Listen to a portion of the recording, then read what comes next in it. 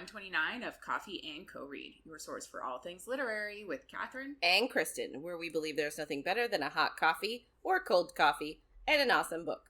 Join us for our virtual book club where we take one book a month and dive into all the drama, adventure, and romance we can find. Hi, Catherine. Hey, Kristen. So it is our last week discussing our Assassin's Blade short stories. Because this is the last one. So we are talking about the Assassin and the Empire today. So very Star Wars named. It is very Star Warsy. Yeah. The story isn't, well, if I thought about it, I'm sure I could find some comparisons, but the name is very Star Warsy. Yeah. So this story sort of like, I like the way it's sort of set up. So it's almost like it's Selena in a prison wagon heading for Endovier, and just thinking back on how everything has changed so quickly. And then it like flashes back to like 11 days earlier. And then we sort of get the story of how she ended up in the prison wagon. So long story. It's actually like, it's not, even though the story is long, the plot is not a lot. Yeah. If you know what I mean. Yeah, no, I do. So essentially, there's there's a lot of like fluff. Yeah, there is a lot of fluff, yeah. Which you need, but yeah. So the story sort of starts off a month after our previous story. So in the previous story, Selena had just bought her and Sam's freedom from Erebin and moved into her apartment. So this takes place a month after that. They haven't seen Erebin. They haven't talked to him. They haven't worked any jobs. Nothing. And we sort of learned that they're still a part of the guild. Because this is an assassin's guild, so you have to pay, like, yearly fees. And Aelin is, like, part of her job used to be, like, running down people that didn't pay. So, like, she knows that, like, yeah, they're free, but they're still technically members of the guild, so, like, they're still gonna have yearly dues unless they buy themselves out of that. So they want to buy themselves out of that, and Sam especially wants to run away to a different country, and set up shop somewhere else as assassins. And Selena's very hesitant to do that, but she can't say why. Yeah, and I think it's because of who she is. Yeah, and like, it's one of those things that we talk about all the time. Like, remember when we did Serpent and the Wings of Night, and there was Vincent, and he was a terrible person, and he did shitty things. Yeah. But how do you reconcile the person that does shitty things with the person that has, like, sort of cared for you all your life? The only person who's shown you love since your entire family was murdered. It's literally the exact same thing. It is literally the exact same thing.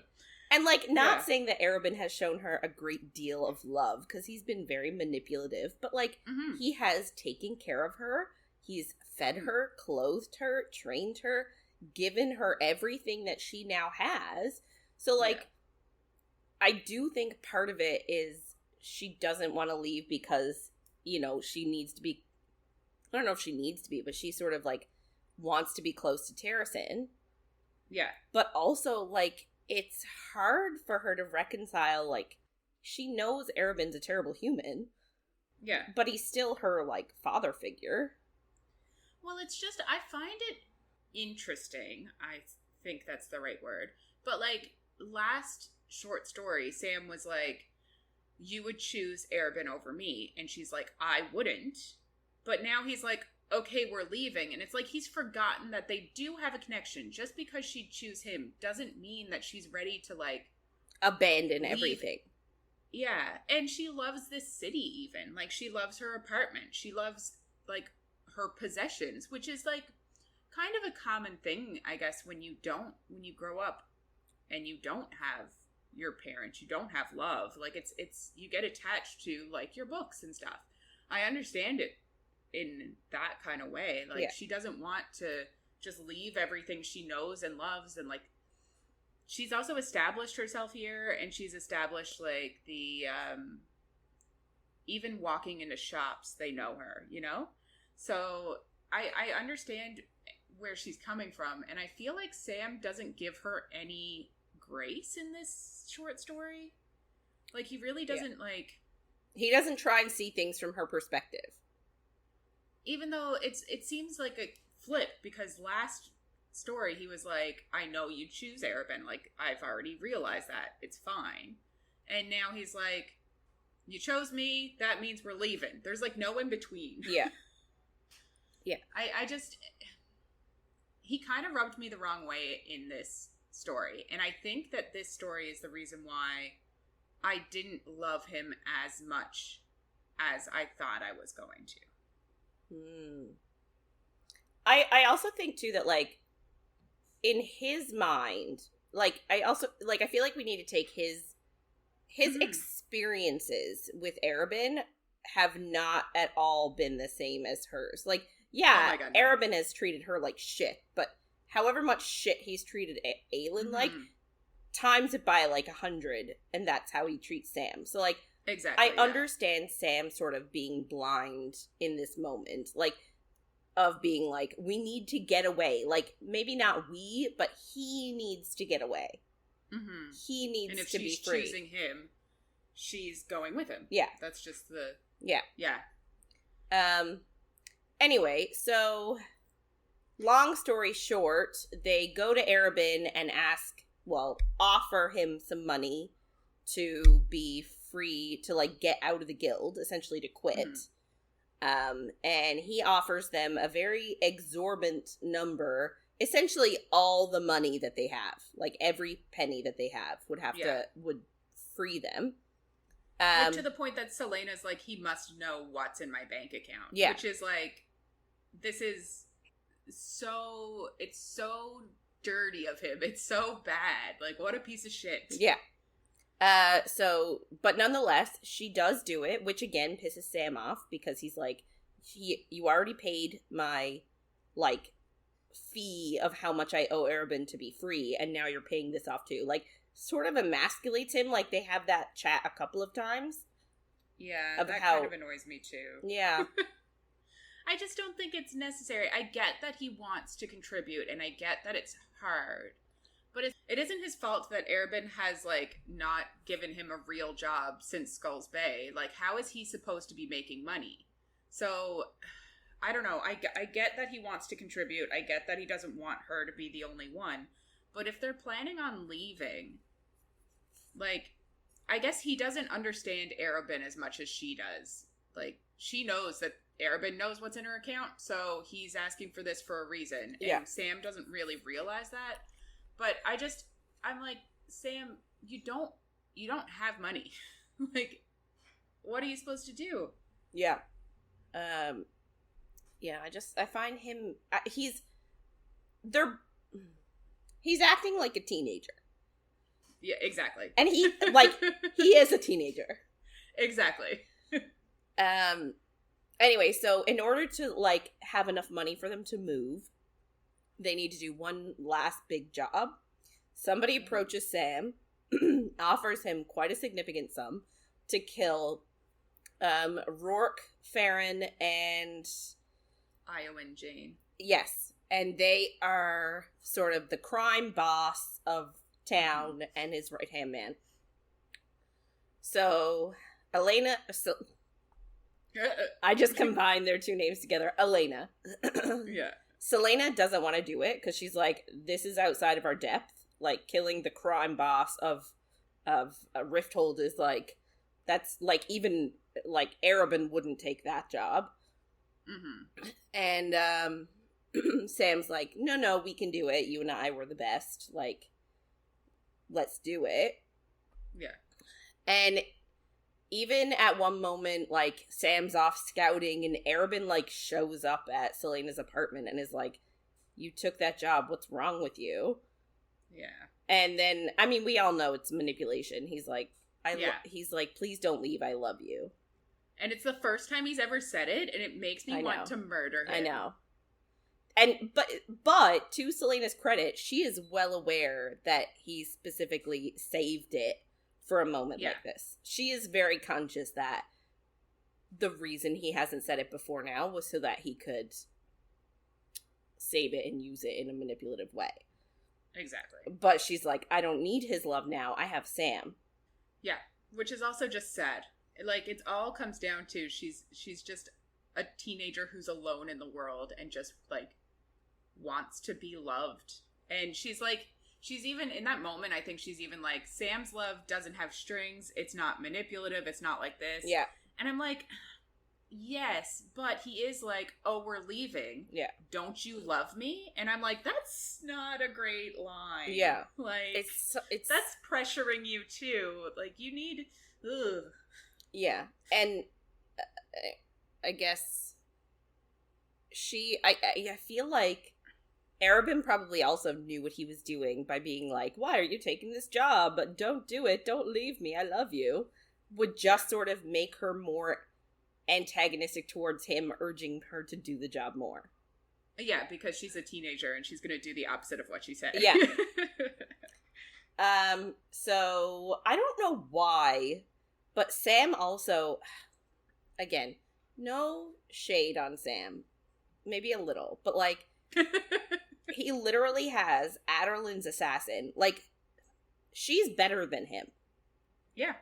And they do all this recon, learn every routine, make a plan with, like, 10 different, like, backups in case the plan A goes wrong. And then he's like, I'm going to do this by myself. And she's like, why? Like, let's do it together. And he's like, no, I need to do it by myself. You stay here and pack. Yeah, it's really dumb. And I'm just like, dude, you literally have somebody who's better than you offering to help you. This mission is supposed to be for both of you to start over. Like, do it together. But no, he needs to show that he can take care of her.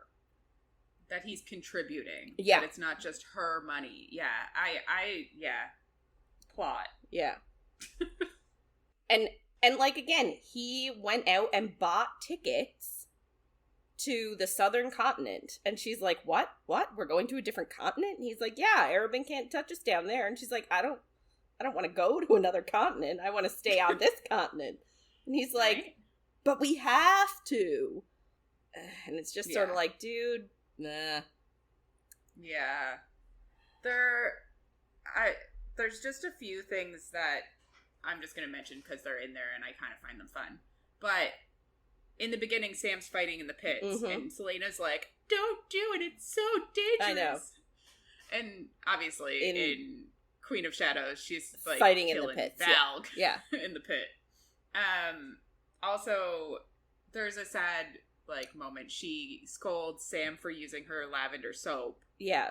And then in Queen of Shadows, she lets Rowan use it. And, like, that connection just, like, I literally have goosebumps because, like, you can tell she feels guilty and she's, like, just sad. Yeah. That just breaks my heart.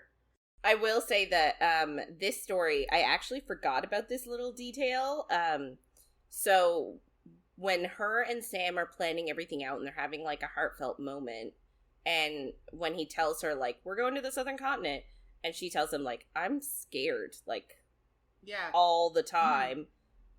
Like, she asked for his deepest secret, and he's like, my deepest secret is that I love you. Like, I haven't been able to tell anyone. Yeah. And he's like, what about you? And she says, I'm a coward. Like, I'm scared all the time. And we understand now why she's saying she's a coward, because she's not accepting her birthright and fighting for her kingdom.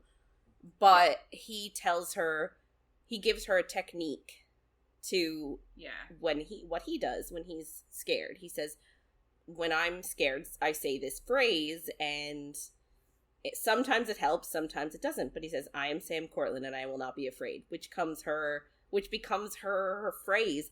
I had forgotten that she got that from Sam. Yeah, and it's like, it's in every single book, I'm pretty sure. Like, it's in, maybe not Tower of Dawn. No. But it's literally in all of the books. She at least says it once, I'm pretty sure. I could probably check, but I'm not going to. But it's just like, it means so much, and like, it's just sweet. Yeah. And like, when she actually starts saying her like real name, and it's from a moment when she was like, I'm too much of a coward, because the whole point was Erebin told Sam that she wasn't telling him about her upbringing or something. And he was like, I know you'll tell me when I'm ready, which is like super healthy. I do commend him for that. He wasn't like, you're lying to me. That part was healthy. Yeah. But I love that it started and she was like, Selena, and now she even says it like in the book we're reading now in Barf Storms. And it's just like full circle of like, she's not a coward. I don't like, she was 16. Is she a coward? Are we calling like, you know? But yeah. Also, we meet Madame Florine. Yes. Florian or whatever her name is, which is cute. Yeah, who helped with Adian's rescue. Yeah.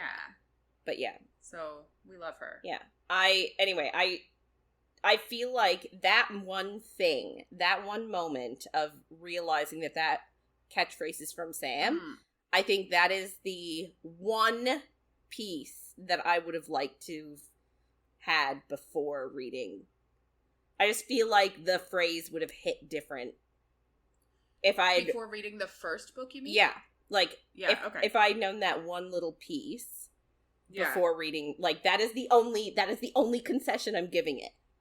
I'm team read Assassin's Blade, like, 3rd, 4th, whatever. But this is the one sort of tidbit of information that I think would have made all the other books hit different if I had known about it before starting Throne of Glass. Yeah, but I think you can still get the feeling of it when you read the next book and you hear it the first time. Oh, for sure. Or see it. But I love reading this after Heir of Fire and then going straight into Queen of Shadows where we get the revenge. Because if you had to read this first and Erebin's just like fucking around in Rifthold and you don't know what's going on with him, I would have lost my shit. That's reading true. This and then immediately going to Queen of Shadows and it's like, this is the reckoning. Yeah. Like, I love that. That's true. Yeah, you make a good point there. And there's just so many, like, there's so many things that happen, especially in this last story, that, like, come back in Queen of Shadows, like the fighting in the pits. And then she says at one point that she wants to burn the vaults to the ground. She does that in Queen of Shadows. Like, Madame Florian comes back. Like, there's just so many things that, like, just hit in Queen of Shadows that I just... Well, and this is sort of our first, like, real glimpse, like, at Wesley, right? Yes. Yeah, and, like... And that's who Lysandra was in love with. Yeah, and he was, like, kind of a dick to her, but, like, she's a dick to him. They just don't really like each other. But then at the end, he's, like, trying to save her life. Yeah, and even, like, in Queen of Shadows, Lysandra's like, he was going to break into Endovier to try to save you. Yeah. Like, that was his goal. So, yeah, I love it. Yeah. Anyway, Sam obviously doesn't complete his goal. It was kind of anticlimactic, actually. Yeah, it's kind of like, although I do like the imagery of, like, the waiting and not knowing. Like, yes, that's, like... for sure. It's very visceral. It's, like, that happens in real life when you talk yourself into, like, that person's dead now. Yes, and, like... Yeah. Anxiety is through the roof. Yeah, but, so Erebin, like, takes her to see his body, and she's like, I won't leave him. And it's all very sad. She, like, curls up and holds him. I know. And, like, he's, like, almost unrecognizable because he's been tortured so badly. Like, so awful. Anyway, she does manage to get revenge because she assumes that it's obviously the crime boss and his right-hand man that did it. So she kills the crime boss, and the right-hand man makes her realize it was all a trap. And he puts her in jail, like, for killing this guy, and the king of Aelin sentences her to 9 lives in Endovir or something like that. Like, yeah, but like she also like she won't talk to the king. Yeah, and then he says any last words, and she says, "Make it quick," and he's like, "I'm gonna do the opposite." Yeah, and you're like, if she didn't say that, would he have just like killed her on the spot? Killed her, yeah. So yeah, interesting. So so she's in the wagon and goes to Endovir. And on her way, she sees, like, the white stag of Terrasin. And, like, she's like, what is it doing here in Aelin? Like, yeah. So that was a nice moment of being like, you're, you know, like, I guess your people are with you, or, like, you know, sort of, like, Terrasin still believes in you, sort of a thing. And then at the end, we get that Erebin had planned the whole thing. Because he doesn't like his belongings being shared. Yeah, he doesn't share his things. And I'm like, yeah. I hate him so much. So I like finishing this and going straight to Queen of Shadows. Yeah. But at the same time, I wonder, I just don't really, so like, we get at the end that Erebin had planned and had thought that the king would sentence her to execution, and then he was going to drop in and save her and be the hero. Right? Yeah. So, I just don't understand why he left her in Endovir for that long. Like, if the plan was to rescue her... Yeah. Like, surely his plan would have also been to rescue her from Endovir. Like, he sort of said it. So, like, why did he leave her in there for a whole year? Like, that's a long time to leave someone in a slave camp. Like, it is, yeah. I don't really get it either. Like, I guess, like, I get leaving her there for a little while because you want to, quote unquote, teach her a lesson. Fuck. Yeah, I wonder if he just got too distracted with all the bullshit happening at home. Because, like, Wesley then goes after Rourke Farron and kills him, and then they kill Wesley. He's also lost Sam and Selena. Like, he doesn't really have many resources assassins left, I guess. So maybe he's like, shit, I need to regroup, and then a year passes. But, like, I'm not making excuses for him. Like, oh, Erebin, are you unavailable? Yeah, you're too busy? So dumb. Yeah.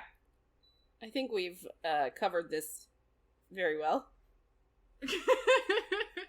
I think we have too. Okay, so just a heads up. This is not a spoiler-free zone, and things might get saucy. So this is week 7 of our tandem read of Tower of Dawn and Empire of Storms. We're starting with Tower of Dawn, and we're doing chapters 36 to 43, and Empire of Storms chapters 52 to 59. So we ended last week, and it was just an Empire of Storms week. So we didn't really do anything about Tower of Dawn. So the people in Tower of Dawn are currently... Yrene and Chaol are just training and fixing. Falling in love. And falling in love. And Nesryn and Sartaq are just falling in love. Yeah, everyone's just falling in love. Tower of Dawn's just a love story. Yeah. Yeah, so Nesryn and Sartaq are just, like, gathering information. So they just found out that Falcon is a shapeshifter, and they had been attacked by a spider, and Falcon is currently healing.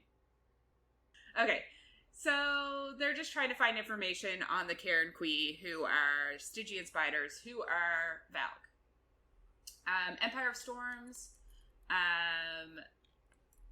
lots is happening. Most of our characters are together, which is nice. So the main group includes, obviously, Selena, Aelin, Rowan. Selena? Lysandra. Selena, yeah. Jesus Christ. Aelin. Same person, same diff. Yeah. And then it has Gavriel and Fenris, and Manon has showed up. Oh, Dorian's there too. And Abraxos, and they're on a pirate ship, which we don't know the size of, and it really confuses us. Yeah. But, like, okay, can I just say, think of the book we're reading, and your description just said. So, like, it's got Aelin, and Rowan, and Fenris, and Gavriel, and Lysandra, and Aedion, and Dorian, and Manon, and Abraxas, and they're on a pirate ship. Yeah.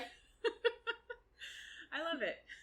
Like, it's just so, like, if you tell, if somebody who didn't understand the book that we're reading, or and you, like, said that phrase to them, you're like, this is a fantasy book, they'd be like, what? Like, what? Who are all these people? There are so many people. And then there's another storyline happening. So all of them are together, they're on a pirate ship. Eelway's on fire. It's basically being blamed on Aelin, and they're traveling to find a lock. Lorcan and Elide are attacked, and they're attacked by her uncle. Yeah. And she basically tries to kill herself, and Lorcan's like, no! And then he tells her about the word keys, and they're like, cool, let's go. Let's go find Aelin. Yeah. So, this week we start with Tower of Dawn, chapters 36 and 37. So we start in Yrene's point of view, and Chaol's progressing well, and he's gaining lots of muscle, and he can actually move his legs, like, up to his knees now, so, like, that's impressive. Mm-hmm. He's helping her teach the girls defense, and he's actually teaching Yrene some advanced moves that, like, she didn't know before, so, like, we're training Yrene too. Advanced moves. So, at supper one night, Hussar and Argan kind of, like, team up against Chaol, but they start by saying, like, he must be pleased that Nesryn's going to be back tomorrow, and we're in Irene's point of view, and she just feels, like, despair at that thought. She's like, oh, shit. Like, she just forgot that she existed. Yeah. And you're like, oh, okay. And Chaol just says that, oh, you didn't hear? Nesryn's staying for 3 more weeks. And he, like, touches Irene's leg in, like, reassurance. And she feels, like, some relief, but also some shame that she's, like, relieved that Nesryn isn't of course. Back. Because, like, she likes Nesryn. They're cheating. Like, emotional cheating. Soon to be. Possible. Yeah.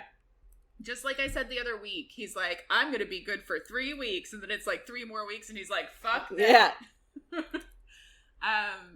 But yeah, so Argan then tells them the other news, and it's that Dorian and the Queen are in Skulls Bay, and they're like, fuck's sake, like, how could she be in Skulls Bay? Because he said it as, like, this is, like, the last place she'd ever be. Yeah.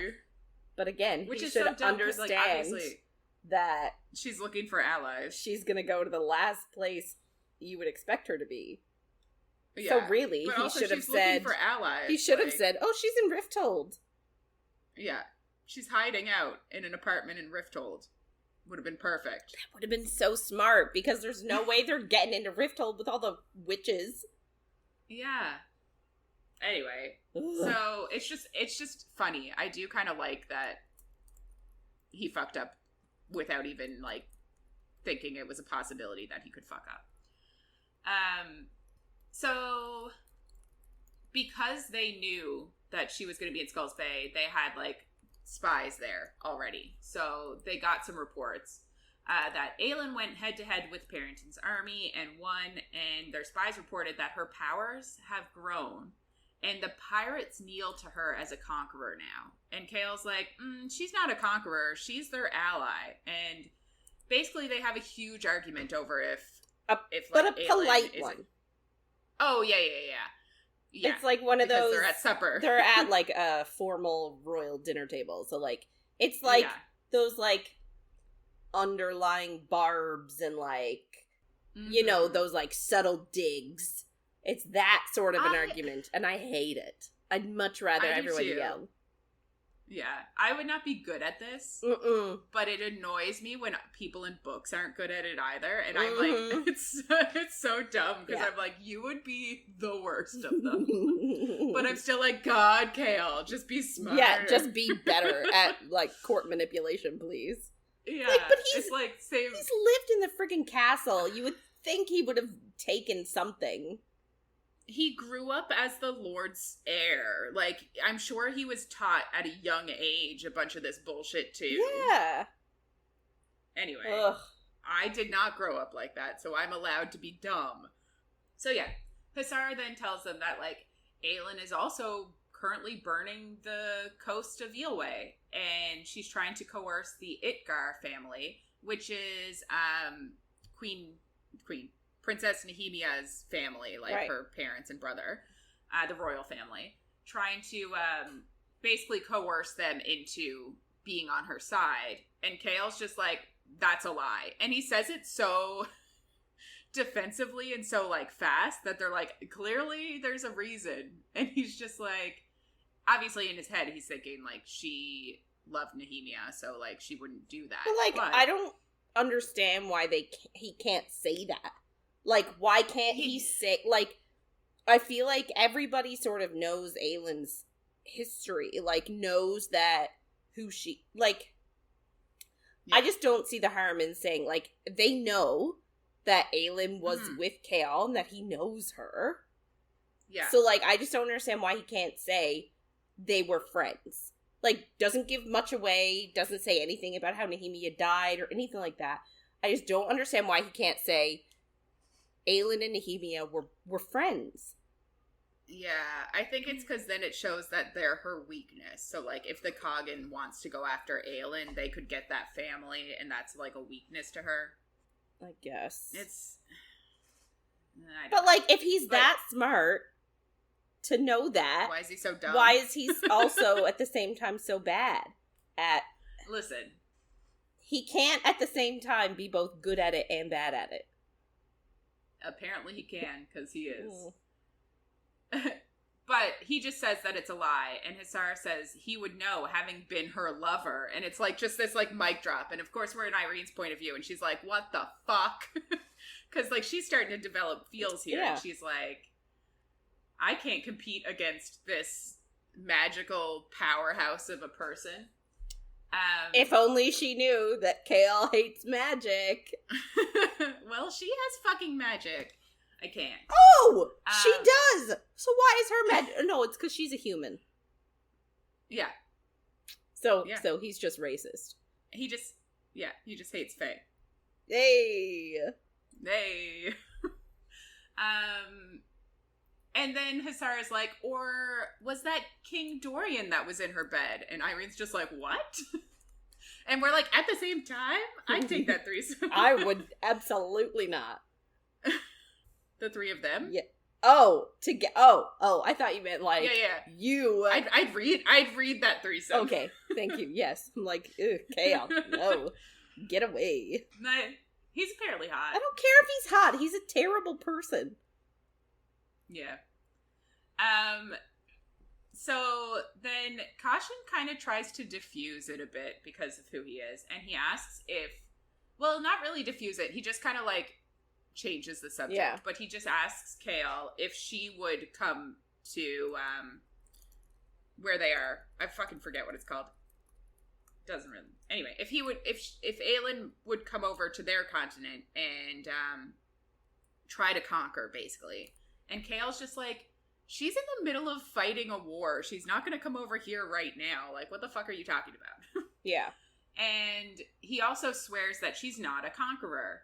And Hussar asks him to swear on Yrene's life. And we're in Yrene's point of view. And she's like, do it. Yeah. Do it. Swear on my life. Who cares? But he can't. Because he still doesn't trust her because he's racist. Yeah. He's a piece of shit. The Coggin then says maybe Aelin and Parrington will just kill each other and we won't have to worry about it. And Argan and Hussar say that, like, Aelin can handle it herself, basically.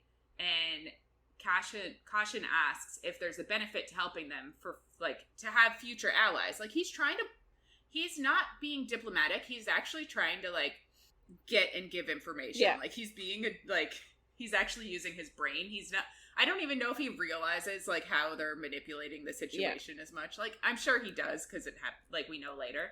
But it's just funny, because he's just like, well, if we did help them, then if we have any issues in the future, they'll help us, and they're super powerful, so, like, maybe we should. But the Kagan just, like, cuts off the conversation and says it's not for dinner tables. And you're like, yeah, that's probably... You should have said that before now. Yep.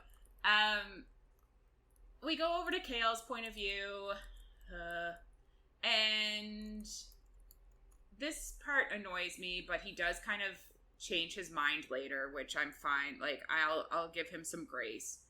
But in his point of view, he knows that there's some truth to fearing Aelin's power.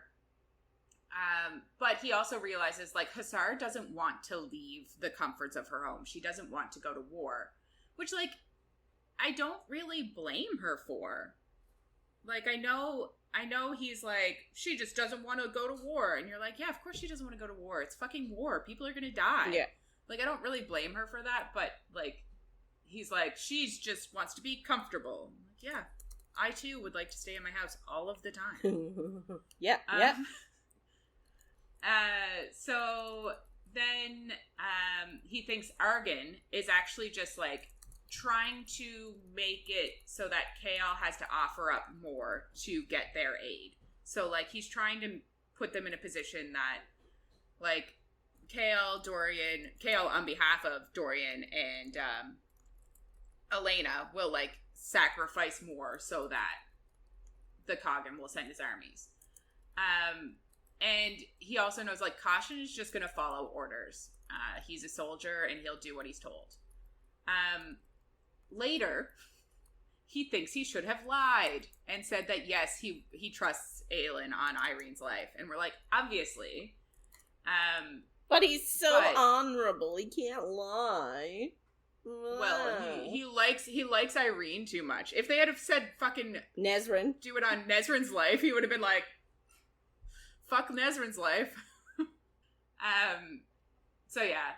But the reason he didn't, in his head, he's thinking he's seen her do terrible things, like gutting Archer in cold blood, which is so dumb. Like, this part, the reason he's pissed about this annoys me so much, because A, the king told her to, and she's the king's assassin. She was supposed to assassinate him. Like, what do you mean cold blood? She was supposed to do this. Yeah. He was supposed to not even know she was around. So, like, it's her job. B, he manipulated her and was the reason in her head at that moment that Nehemia was killed. Yeah. Like, Nehemia manipulated him into killing her, but he's the reason Nehemia died. Yeah. Like, Chaol doesn't understand the situation. He doesn't. And also, Archer was attacking her and going to kill her up until she killed him. She was going to let him go, and then he was like, I have a dagger. And she was like, well, you're dead now. Yeah. But Chaol saw the very end of it when he, like, said please or something, and she killed him. And that's what he's basing everything about her on. And I'm like, fuck off. That one just really annoys me. Yeah, no, it's super annoying considering this entire, like, plan of getting these people to help hinges on them thinking Aelin's a good person. And yeah, the fact that Chaol can't even, like, be, like, a good, like, character reference is problematic. Like, they should have fucking sent someone else. Yeah. Like, Nesryn should be having these conversations. Because Nesryn has a girl crush on her, which I adore. But, like, it just really upsets me because they're like, Chaol, you can handle this. Go get healed and, like, bring us back an army. And it's like, no, you know what? I don't think you deserve it if you're going to be this bad at it. That's a lie. Everyone deserves healthcare, but, like... Yeah, I don't think he deserves the position is what I thought you meant. No! Yeah. Anyway, he's infuriating. It's gonna get worse. So we'll get through this quickly. He also thinks of, like, how she left Grave's body, even though Grave is, like, a murdering psychopath. Cool. And how she killed the guards in Endovier, even though they were, like, raping and torturing them. Beating her. whipping her. Oh my god. And he just thinks of how cold she can turn. Obviously, like, the killing calm that Fae get into. And you're like, yes, he does have a point here. And he says, like, he doesn't think anyone in her court would actually stop her. And she would cross any line for any of them. And I'm like, that is true. That is true. And possibly to a fault. But yeah, the other examples, I'm like, you don't know what the fuck you're talking about. But I'm also like, what ruler wouldn't cross all these lines for their lover, for their, like, second, for, like, the people in their court? Well, I guess, like, I feel it's like because she has too much power. Yeah, I feel like he needs to replace Aelin with Dorian in his brain and be like, if Dorian did these things, would I be upset about it? Yeah. You know what I mean? Like, yeah. Because... You can't. No, because he's emotionally stunted asshole. Yeah. It's annoying. And he's sexist. Yeah. I'm putting it out there. He's sexist and he's racist. He hates Fae. And, like, he thinks women should, like...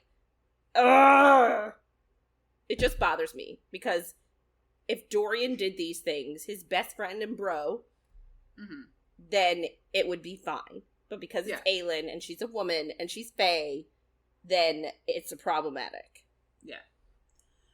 I will say, he was also afraid of Dorian's magic. So I'm like, why are you okay with being healed by magic? When you need it, it's okay. But before you needed it, it was a problem for anybody who had it. But he had accepted Dorian's magic. Because it said that at the end of,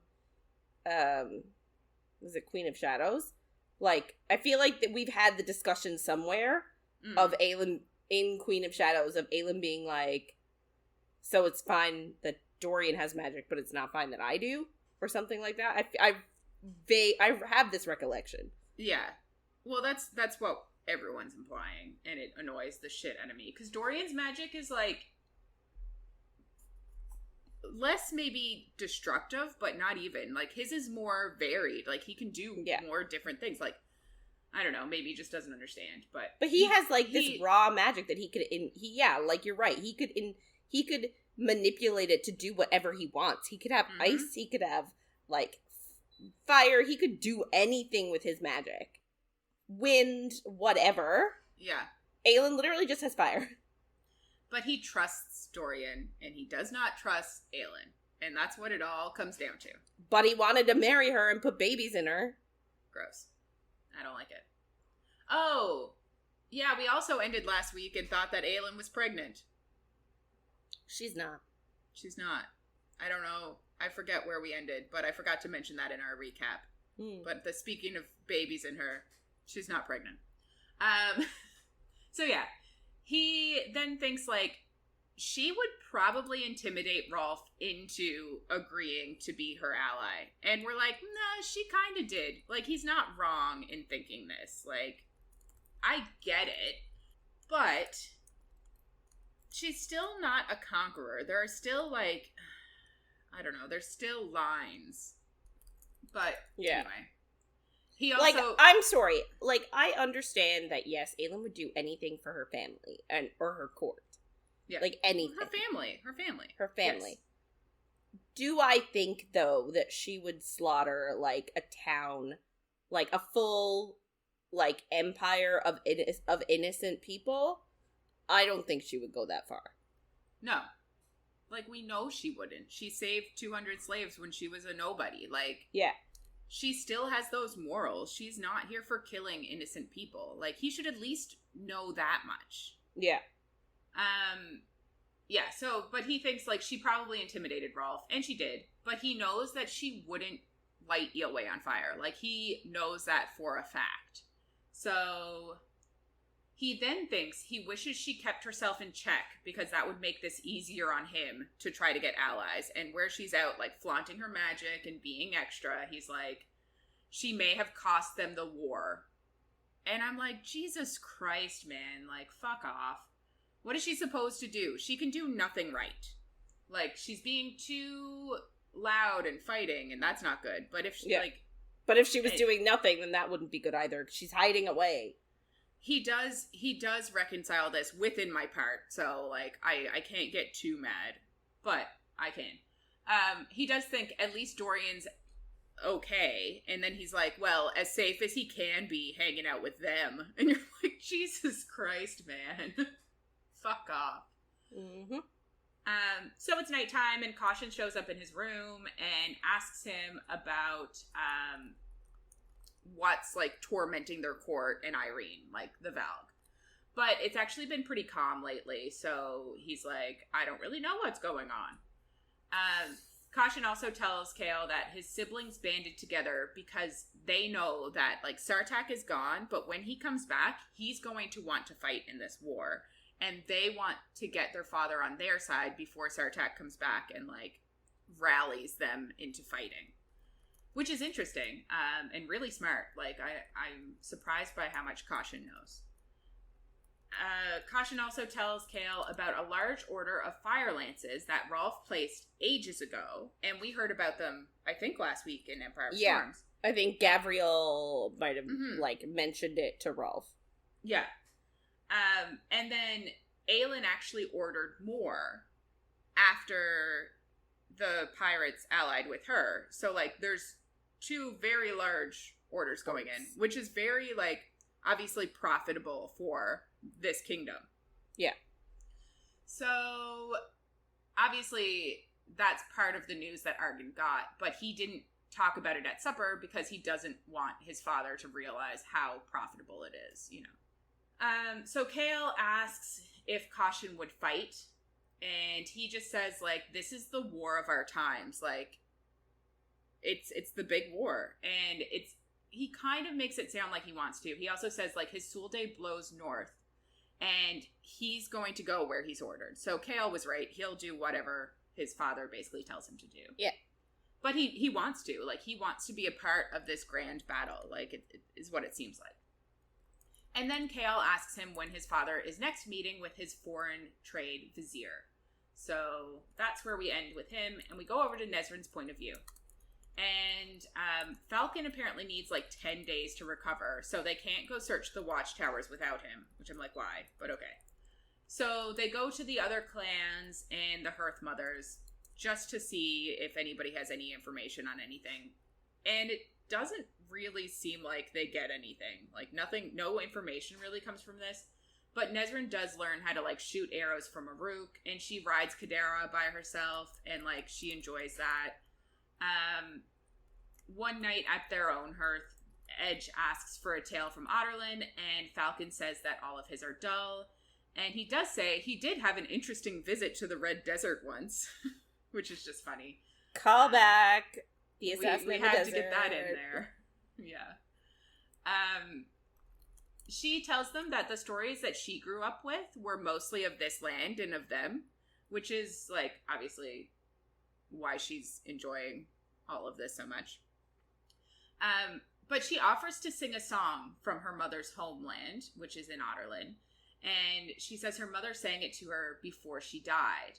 And it's kind of interesting because, like, we even got, like, she sang to her aunt and uncle, but she's never sang around Chaol. Like, she really doesn't, she's a beautiful singer, but she's not, like, confident in it? I don't know if it's confident. It's like, she's not extroverted, so she's not gonna just, like, sing for people, like, until she feels super comfortable. And it's just interesting that, like, they were on a ship for a fucking month, and she never was, like, bored enough to sing for Chaol, or, like, sang in the shower near him or anything.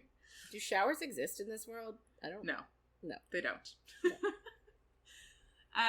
So she sings, and it's super beautiful, and Borte is crying and holding Hulan's hand, because, like, obviously Borte's thinking of her own mother, and it's just sad. But Sartaq was just, like, still and watched her the whole time, and he says at the end, like, this is another tale of Neith's arrow. And she sings again, and Sartaq, like, is watching her the whole time, and she can't help but look at him. And you're like, they're falling in love. So time passes, Falcon's healed, and they start searching the watchtowers again. They find nothing at 2 of them, and Borte goes with them, and while they're, like, traveling to these watchtowers, Borte asks Falcon, like, all of the questions that we want to know about shapeshifters, which is just funny. But we still don't get any of the answers. Well, but because I appreciate... But, like, I feel like he's not a knowledgeable shapeshifter. No, but she asks, like, when you're an animal, do you poop? Right. Which is, like, he should know that. But it's just kind of funny, because, like, that would be me on this trip. I'd be like, so, what happens with this? What happens to your clothes? Like, all that shit. There's only one watchtower left to search. So she sends Chaol a note saying she needs 3 more weeks. And then she's in the area with Sartaq, and they're just chatting, and he points out Aruk, whose rider died of a heart attack during supper one night, and he explains, like, the Rook is likely waiting for a new rider, and she sees that he's, like, offering her the chance to ride this Rook. But, like, it's kind of like, the Rook chooses the rider situation. So... The wand chooses the wizard, Mr. Pata. So, like, it's not... She couldn't be like, yeah, I want to be this Rook's rider. The Rook has to kind of agree to it. It's kind of like a mutual thing. But she's just like, I told Chaol we'll be back in 3 weeks, and when we get back, I have to go back. Like, there's a war. And she says she, like, doesn't want, obviously, to give the Rook hope. So he just says, oh, well, the Rook will have to wait for another rider. On their way to the last watchtower, she asks Borte how she chose her Rook, and Borte says it was mutual, and people actually told her, including her mother, that she should choose a bigger one, but she saw her Rook and just knew that this was hers. Borte then also tells her that she should take the one in the area for a ride to test her out, but Nesryn says it wouldn't be fair to either of them. Which is valid. Exactly. Yeah. Like, even if she wants it. Like, you know, in her brain, she's only here for 3 more weeks. Then she's never going to be back. Forever. Yeah. Completely valid. So at the watchtower, the bottom levels are completely collapsed. So Falcon turns into a little millipede, and he, like, gets up on his back legs and, like, waves at them, and I just think it's adorable. I hate it. Even knowing that this was a person, you'd step on him? I would be like, oh, get off! And I'd be terrified. I'd be like, gross. So funny. So yeah, he goes in to search, and Sartaq is just like, he's kind of disgusted, but not because it's a millipede. He's like, the idea of, like, bones melting and changing is what bothers him with shapeshifters. And I'm like, that's a good point. But they kind of talk about shapeshifters, and then they hear a scream from Kadara, so they rush out, and she's surrounded by Rooks. And Borte asks what the hell Yrene is doing there. And Yrene just kind of ignores her completely, and asks Sartaq what they're doing so far from their eyrie. And Falcon comes back out of the rubble as a wolf, and Yrene's just like, shit, there's a wolf. And he, like, it looks like he's about to jump in front of Borte, and we're like, what does that mean? But he doesn't, and Borte's just like, this is my pet. Sartaq says they have business here, and they stop for refreshments, and asks why, like, this clan is here. And Yrene says that 3 hatchlings went missing 2 nights ago, so they're trying to track them, but they haven't found anything. Sartaq tells them to go home and stop tracking, but Yrene says that the Karen Kui, like, he kind of, like, realizes that the Karen Kui are what took them. Yeah. And he's just like, well, if they've begun to stir, then we need to, like, drive them back before it's too late. And Sartaq says that it will be dealt with. So Yrene gets ready to leave, but he also tells Borte to go home too. And we're just like, what is happening here? There's some, like, tension of, like, multiple kinds in this situation. As he leaves, she gives him a vulgar gesture and calls him a bastard. And Falcon shifts back to a human. And he tells them there's nothing worth seeing in the watchtower. And Nesryn says they need a new strategy anyway. And then Falcon is just like, so, you seem to know Yrene to Borte. And she's like, yeah, it's my betrothed. Or he's my betrothed, not it. So we go over to Empire of Storms now, chapter 52. And it's Lorcan's point of view. And the god on his shoulder, Hellas, pushes him to the stone marshes. So him and Elide go there, and he tries not to think that Elide is bringing a word key to his enemy. And he's hoping that they'll find her, and then he'll end up with 2 keys. And then he'll take the 2 keys to Morath and get the 3rd, and never see Elide again. And we're like, this doesn't seem like a plan. What I don't really get is this moment, this scene confused me because the way him and Elide talk to each other, I don't remember them sharing with each other the whole thing with like Hellas and the goddess on her shoulder. Well, she said that, like, I think it was last week, she said that she's carrying something and a voice tells her not to touch it, not even to think about it. Oh. So she kind of says then. I guess it's just like the way they have the discussion, like he asks, like she's just talking about how like revolting this place is and how like it feels wrong and that they shouldn't be there. And he's like, is that the goddess on your shoulder telling you that? And it's like, when did we acknowledge that there was that it was a goddess on her shoulder? Like, yeah. And for him, like, when did he tell her he had Hellas on his shoulder? You know what I mean? It's just like, it felt like from where we finished with them to where we caught up with them again. Yeah. I feel like I'm missing something. Yeah, I get that. And, like, even this part, I think he names the goddess that's, like, watching over her, Aneth, I think it is. Or yeah. Aneth or something. Yeah. And I was like, I don't even remember if I knew that's who was the goddess with her. But so that's like, what I mean. It feels like we're missing something. Yeah.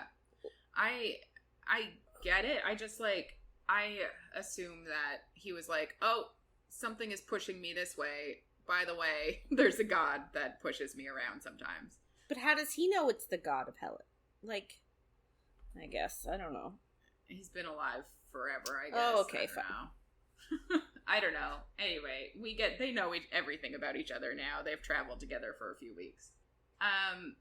But I just find it interesting that he's like, I can't take the key from Elide, but as soon as she hands it over to Aelin, I'm going to steal both from Aelin. I'm like, this is not a plan. And then you're going to take both of them to Morath? Like, that's dumb. Maybe you should rethink this plan of yours. He should have gone to Morath for the 3rd key, but he's too attached to Elide to leave.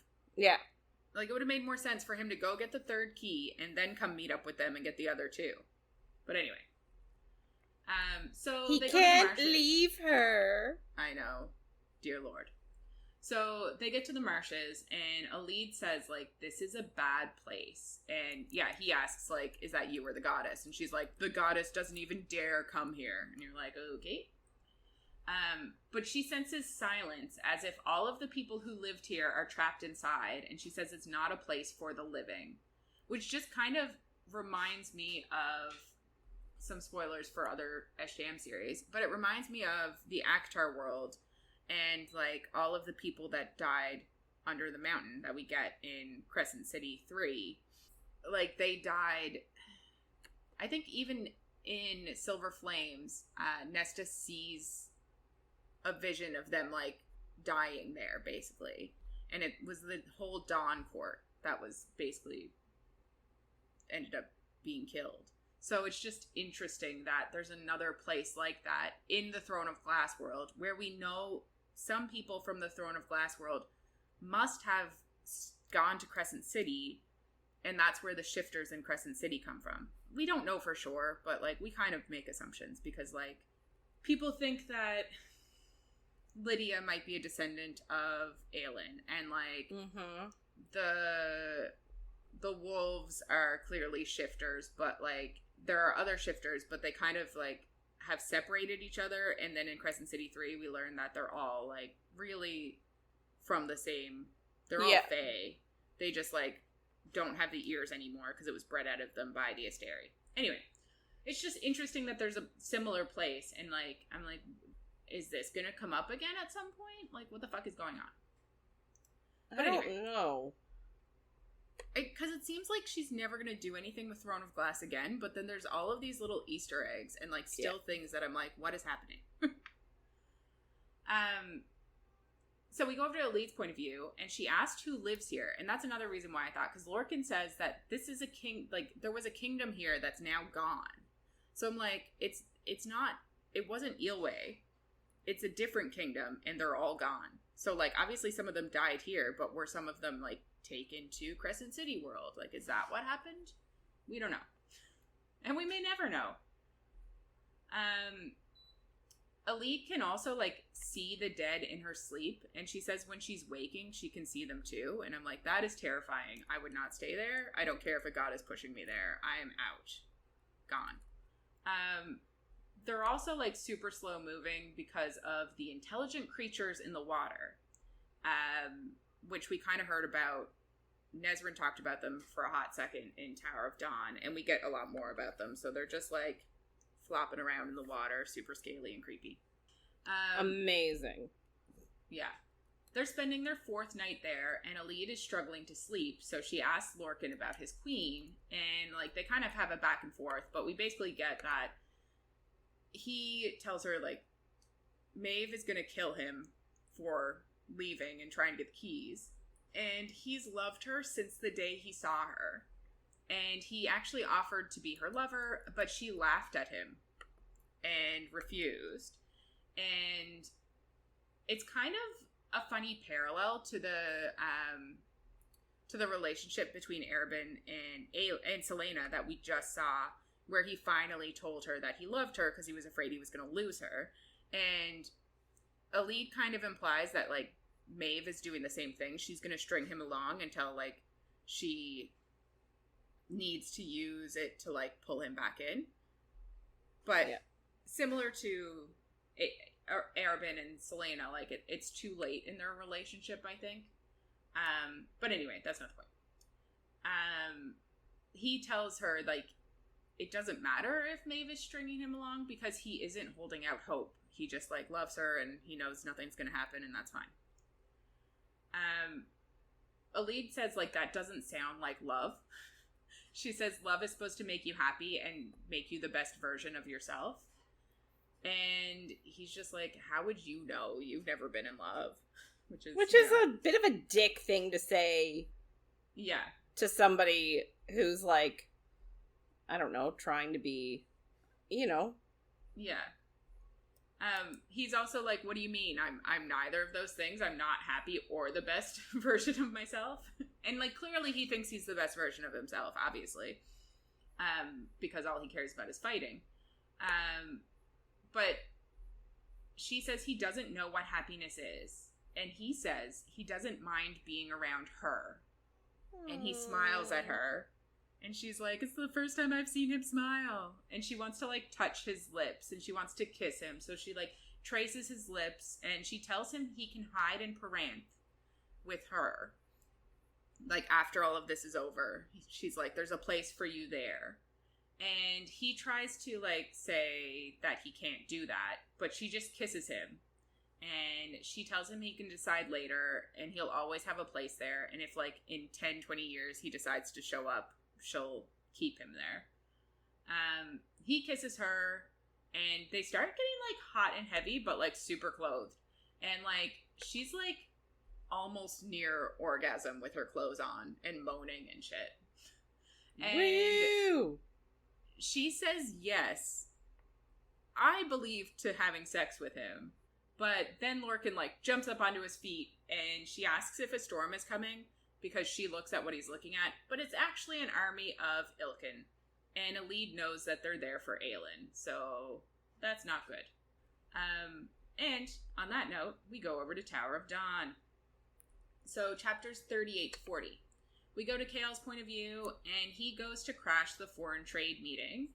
And Shen is at the door guarding and just lets him in, which is like, that's not a very good job as a guard, but okay. Chaol then tells, the Kaghan's like, what the fuck are you doing here? And Chaol tells him that he's actually there to see the foreign trade vizier. And he asks the vizier about the order that Aelin made, and he asks to double it. And the Kaghan's like, how are you going to double it? And he says, with the treasure that they brought in the beginning. Yeah, that the Kaghan was so insulted by. Yeah, and refused. So he's like, I'm going to use that gold to pay for more fire lances. And the vizier's like, cool, I'll figure it out. And then the vizier then tells the Kaghan, like, how much they're making off of this order. And he's, like, shocked by the profits, basically. So he ends up sending everyone else out of the meeting. And Chaol finally gets his meeting with the Kaghan. And it goes so badly, I hate it. But okay. The Kaghan says he doesn't like being manipulated into war. And he asks if Chaol understands what warfare is. And Chaol's just like, well, I'm about to find out. Because I'm about to go into war. Yep. And the Kaghan says that they're playing within Parrington's rules and they're going to lose. And he says that's why, like, Chaol answers, like, yeah, that's why we need your armies.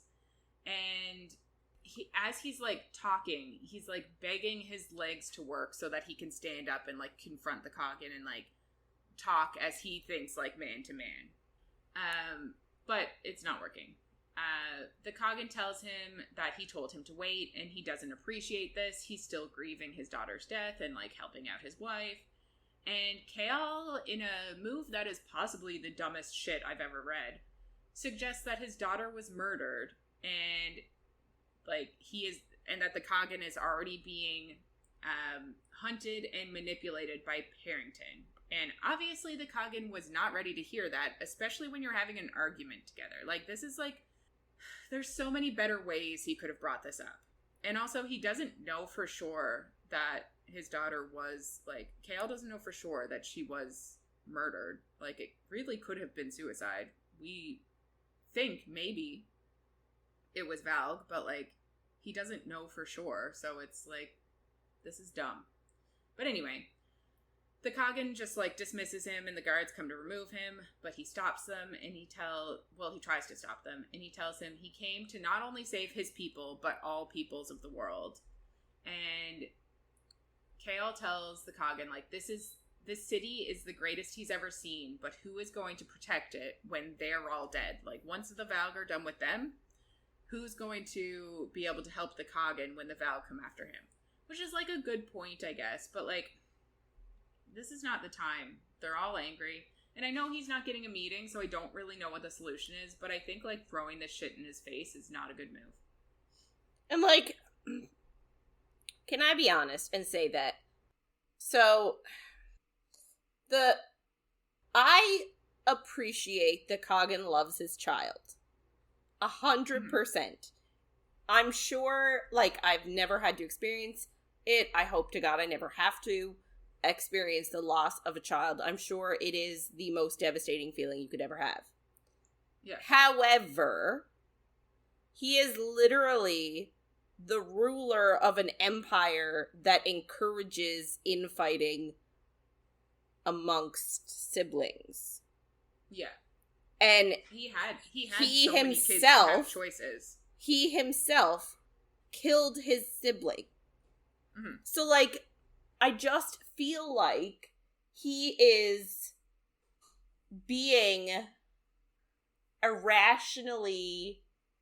not irrationally, it's completely rational for him to be upset, but for him to be so lost in grief when when all of this is happening, when there's this, like, worldwide crisis, and he is lost in his grief when, newsflash, dude, like, whoever you name as Kaghan might kill all their siblings and their children. So, like, why are you so attached? I get it. It's your child. Of course you're attached. But, like, I feel like he should have, he shouldn't have gotten so attached to his children, really. Like, if that's the kind of lifestyle you're bringing them into, you should have been, not prepared, but, like, it shouldn't be a surprise.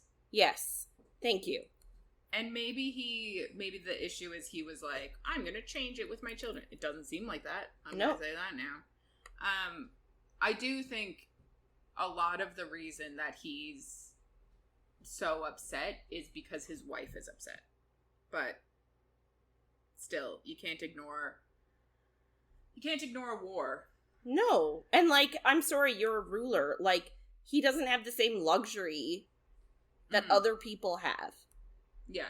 He can't afford to wallow in his grief for months and months on end. He's the ruler of an empire. Yeah. And with that comes certain responsibilities that, I'm sorry to say, he's not holding up. Yeah. But he's also the ruler, so he can do whatever the fuck he wants. Well, so I'm like, yes. Chaol really should have thought better of this approach. And then Chaol tells him not to make the same mistakes he did. And I'm like, Chaol, you are 12. Yeah. In comparison to this ruler of a nation, fuck right off. Yeah. And the Kagan basically tells him the same thing. He's like, don't tell me what to do. And I'm like, fair, that was dumb. Yeah. And the guards bring Chaol to his room, and he also tells the guards, like, don't let him interrupt the meetings anymore. And basically he's stuck in his room for a bit because the Kagan is just super pissed. Yeah, so the whole time he is trying to stand, but his legs aren't working, and he's like, fuck's sake. Yeah. We go to Yrene's point of view, and she knows how to get to the Oasis. She's made a plan. She's figured it out. She's manipulated Hussar, and she's like, yeah, I did it. So she goes to work with Chaol, but he's super moody again. And I don't know. I know I can get moody. I know I can get bitchy, but I would not be able to handle this. Like, if every time some little thing happens, you just take it out on the person closest to you. Yeah. I'm like, that's not fair. No. So she asks him what happened, and he does tell her that he went to see the Kagan and he was hauled out. And she's just like, well, if you were standing, they would have still hauled you out. Like, that wouldn't have changed anything. Well, because obviously we all know. Because I feel like at this point that's what he's the most angry about. Yeah. Is that they wheeled him out and he couldn't stop them. Yeah. Right? Which is fair. Yeah. It's but, like, taking away his agency. Body and bones if he was walking. Yeah. Like, it would have felt also terrible to be, like, rolled up in a little blanket and shoved. Yeah. As a standing, walking person. But he says, like, he didn't want to intimidate him or fight him or anything. He wanted to, like, beg him. So on his knees. I'm like, you did the exact opposite of begging him. You insulted him. Yeah. Yeah. You implied you had more experience in life than him. Like, fuck right off. And also told him that his daughter might have been murdered in, like, an angry way. Like, that's not cool.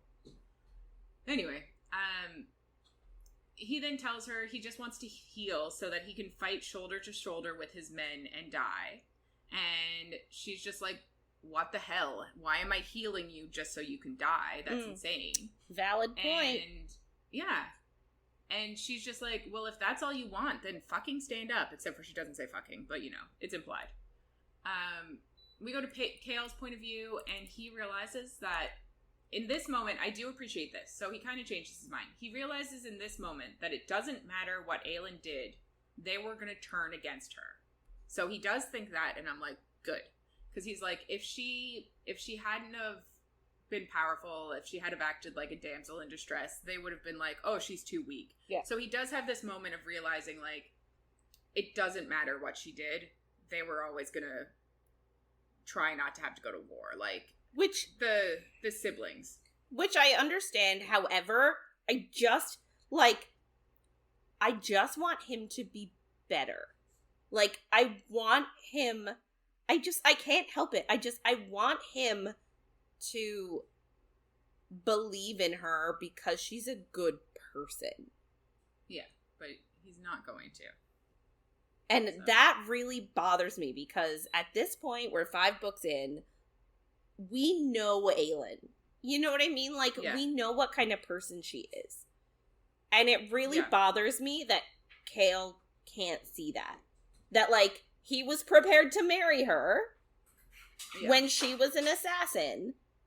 And yet, now that she isn't, and they're not together, like... You know what I mean? Yeah. It's just like, if you were prepared to marry her, you must have thought she was a good person.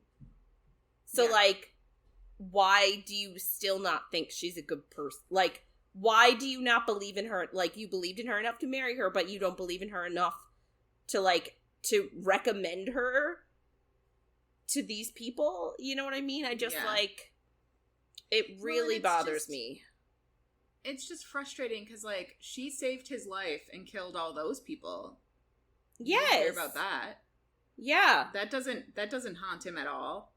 That's not one of the things he listed as, like, a bad thing she did. No. Because she was saving him. And the only time, he only turned against her when he figured out that she was Fae. Yeah. And then he's like, well, all these things. Like, Endovier, you weren't thinking of Endovier when you were fucking her, were you? Like... No, but it's only convenient now. Yeah. So, he bothers me as a person so much. Yeah. They're trying to show that he's growing, but I don't know. It just annoys me. So he thinks of Nesryn's letter then, and about the Lorcan being archers and her learning and teaching, because, like, in her letter, that's basically what she said. And she also said... they fly free, and he wonders if that's her trying to tell him that they might fight, even if the Coggin doesn't want to fight. Like, he wonders if she's trying to, like, give him a secret message, and I feel like she might be, but I also feel like he's reading a lot into this, and I'm like, okay, cool. So those are just some thoughts he currently has on his brain, but then we get back to, Yrene in front of him, and she tells him that if he wants to die, then to get up, and he's ready for a fight with her. Like, he's ready to take out all of his anger on her right now, and we're like, fuck off. And he also thinks, like, he hasn't touched her in the 3 weeks since Nesryn's been gone, because he's being a good boy. But there's obviously tension there, and he saw her hope at supper that, like, because Nesryn wasn't coming back, and I'm like, fuck's sake. So she tells him that he should be healed enough to stand, and he tells her a prince isn't good enough for her, but a disowned son of a lord is. And she says, just because he's annoyed, he doesn't get to drag her into it. Valid. And I'm like, yes, but he is an ass. And she, again, all she basically says to him is, like, get up. And he asks for an answer on if, like, he likes her, if she likes him. And I'm like, we're not teenagers or children here. I mean, like, do you like me? Yes, no. They're not teenagers. No, they're in their very early 20s. Yeah. They shouldn't be passing notes. Yes, no. She goes to, like, lift him up, and to avoid hurting her, because he's so heavy and muscular, he puts his feet on the floor and, like, does some of the work himself. And he asks her why she looked so relieved that Nesryn wouldn't be back, and she says that it would distract him from healing, and he calls her a liar, which, like, she is, but I don't really think this is relevant right now. Yeah, not the time or the place. Exactly. And she says he's relieved he can hide behind the wall of honoring Nesryn. So, like, they're both digging at each other about the fact that they're, like, falling in love, and I'm like, and he's just like, well, I had Nesryn in my bed, so, like, shoving that in her face. And Yrene says, and I don't really know how this came up, because it doesn't seem like they talked about Nesryn while she was gone, but she says that Nesryn was a distraction and, like, a consolation prize, and she was sick of it. And I'm like, it's true. It's 100% true. Nesryn thinks it herself, but I don't think Yrene would realize this. It seems a bit much. But anyway. Doesn't she say something to that effect in her letter? Her goodbye letter? Yeah, but Yrene didn't see her goodbye letter. How do we know? Maybe she did. Because he burnt it immediately. Oh. Didn't he? Mm-hmm. But, like, yeah, I don't think she saw it. And she thinks it. Nesryn thinks it, but I don't think she says it. She just says, I'm not honoring, like, I won't hold to it, whatever. But I don't think, like, I think he feels bad that he's used her, basically. But, like, I don't think that he actually has a conversation with Yrene about her being a consolation prize. Especially since Yrene didn't even know about Aelin till yesterday. Yeah. But, of course, she brings up Aelin now, and she asks if Aelin picked Dorian, and that's why Chaol's pissed. And she says she's surprised that Aelin could stomach either of them. And he says that Yrene was almost begging him the night of the smoke. And she obviously blames the smoke, and he says, yeah, that's because he's an oath breaker, faithless, and traitor. And she says she wouldn't know because he doesn't talk about any of it. And he asks why she doesn't talk about, like, any of her shit. And we're like, because you're the one being healed. It's not her being healed right now. But he tells her that she was assigned because she also needs to heal, which I guess is true. And that he knew another woman who lost just as much as her. And she hunted down the people responsible and obliterated them. What has Yrene bothered to do these years? And I'm like,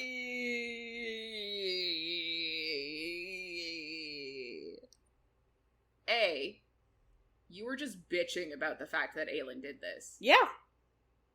But now you're going to throw it in someone else's face.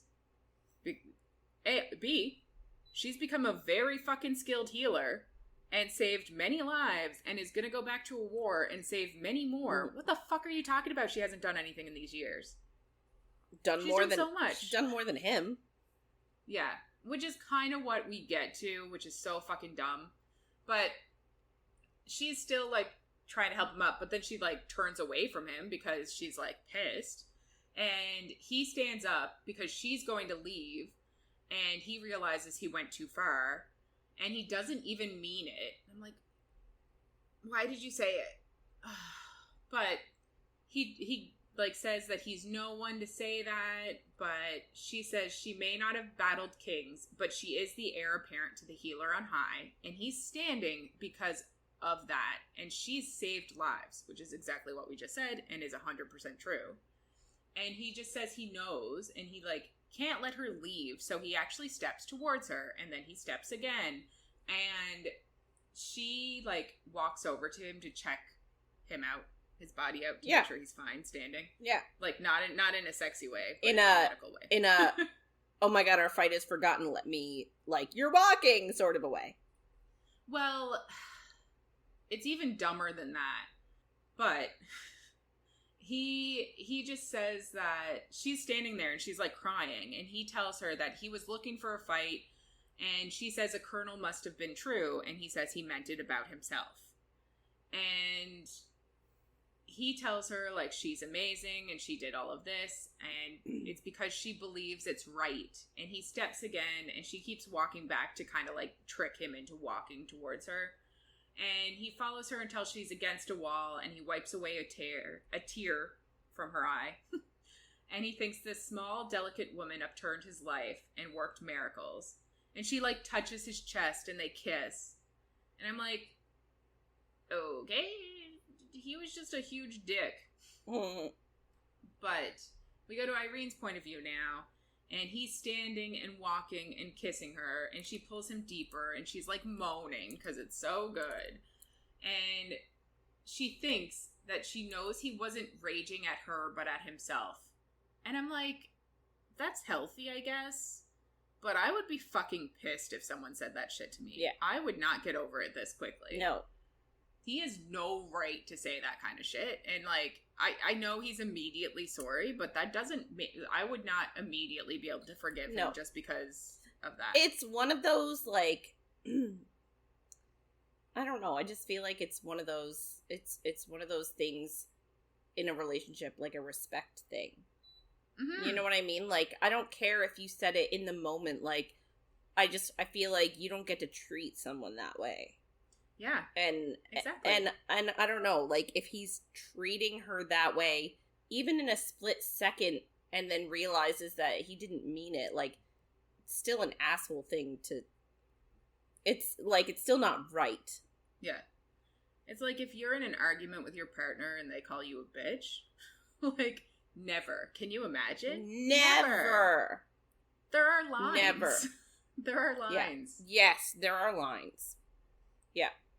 And, like, you can be in a bad mood, or you could be pissed off with what somebody does, but, like, if you love somebody, and I know that maybe they're not at this point yet, but if you like somebody, if you respect somebody, you're not going to do stuff. You're not going to do that. Yeah. Yeah, completely agree. And then she thinks he would have crawled. This noble, selfless, remarkable man. Where? Where? She just said that he doesn't talk, so she doesn't understand why. Like, she was like, I don't think that you're a traitor or all of this bullshit that he just said.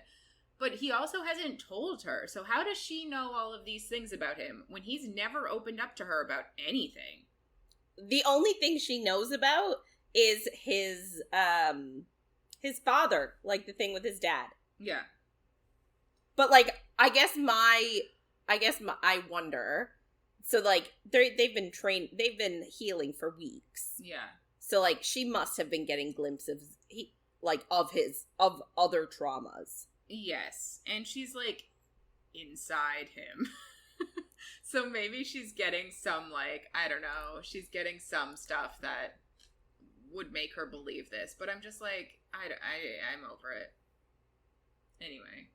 It would not be me. I would not be dealing with this child of a man calling me out on stuff when I did so much with my life. Anyway. Ugh.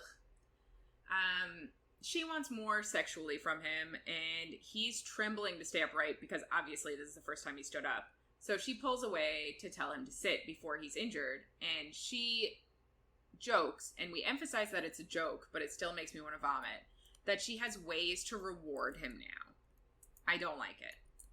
She also thinks to herself, like, she's still gonna be professional, but, like, there's nothing wrong with being with a patient. And I'm like, okay, there's no rules against it. Like, we make that very clear that this isn't an imbalance of power. Yeah. And, like, this is okay. I'm like, okay, cool. So she helps him to his chair, and he's like, you never help me. And she's like, well, it's because you have farther to fall now, which I just thought was kind of funny. And she even tells him that she's gonna keep things professional, and then she sits in his lap and kisses him. Until they basically hear Jesus Christ, Kadara coming in. Kaja coming in. And she jumps up and she takes the ingredients from Kaja that she asked her to get today, but she knows that Kaja likely suspects there's something going on and she's going to tell somebody. So she asks Chaol, what now? And he says, it doesn't help to look back. They can only go forward. And I'm like, yeah, because you were just a dick, so you're telling her not to, like, dwell on it. We go to Chaol's point of view, and he isn't fully mobile. There's still something lurking in his spine, and Yrene is still fighting it, but he can walk with a cane. And one day she goes to his training, basically to show the guards, like, where he needs to gain muscle to, like, help him in the future. And she apparently did the same thing for Shen, too, when he was healing. So she ends up watching some training, and she sees him duel, and it makes her super hot and bothered. So on their walk back, she, like, pulls him into an alcove for a kiss, and she, like, licks the sweat from his neck, and, like, Chaol's groaning, and a servant appears because they could fucking hear them. And, like, Yrene is just like, oh, I'm going to keep my distance now because, like, this is too much. And obviously Kaja is always watching in his room, so she's like, I'm gonna stop this now. So she does keep healing him, and he wants to say, like, this mobility he has, like, this healing that she's given him is enough, and it's more than he ever hoped for. And he also thinks, like, the first night that he walked to supper, nobody really cared because everybody's just used to Yrene being so amazing. Yeah. But the Coggin did commend Yrene for, like, getting him walking again. He obviously didn't say anything to Chaol about it because he's mad at him, but he did commend Yrene, which is good. Then one day we get that Yrene tells him she convinced Hasar to throw her a party at the Oasis for her birthday in 3 days. And she also asked Hasar a bit of the history of it, and Oxera, which is the Oasis, grew atop a city of the dead, and the ruins are a gateway. So that's interesting, and I'm sure we'll get more of it. But he asks her what birthday, and she says that it's her 22nd birthday.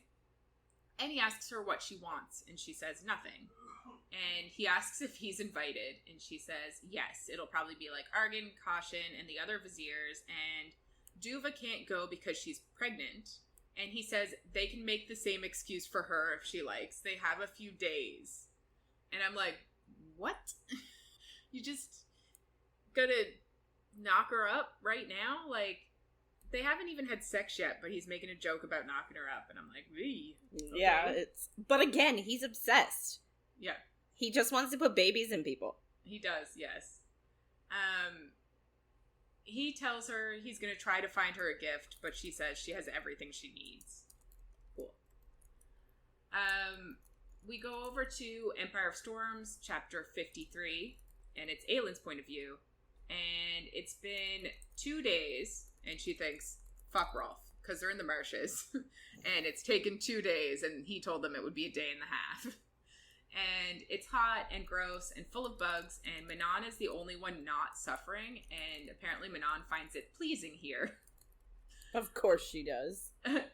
So, at one point they're, like, walking through some thorns, so she just, like, burns them all down so that they don't have to bother with them, and I love her. She uses her magic to dry them all off, and she's, like, mentally drained from putting out the fires in Eoway, but her power is still buzzing, so she still needs to use, like, a bit of it every now and then, or, like, it'll, And, like, she's got, like, this awesome barrier around her, like a mosquito barrier, so that, like, nothing can bite her, and I'm just like, I want it.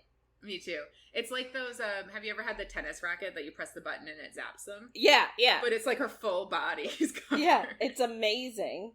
I wanted a scene where, like, somebody tried to touch it and got zapped. Doesn't happen, but I'm imagining that it happened at some point. That, like, Dorian went over to, like, tap her on the back and got zapped is what I'm imagining. Lysandra, as a monster, like, pops her head out of the water and, like, startles them, and it's just cute. And Fenris asks her if the brand always stays when she shifts, and she then shifts to look like Fenris and says that the brand is always going to be her tell, which just sounds kind of like foreshadowing. And I think it should have come up in a future book. Yes! It doesn't come up. You're correct. Rowan comes back from scouting then, and he says that they'll be to the lock by tomorrow afternoon. And Lysandra shifts back to herself and sways, but Aedion catches her. And Rowan tells them, like, over where this lock is, it feels eerie and, like, it's weird, and it kind of gives him the same vibes that the Sin Eater's temple did. And they're like, good, that is ideal. We love that. Mm-hmm. So they camp there for the night and eat some mystery meat that Lysandra politely but thoroughly gagged on, which I love calling it politely gagging on. Yeah. Just so dumb, but I love it.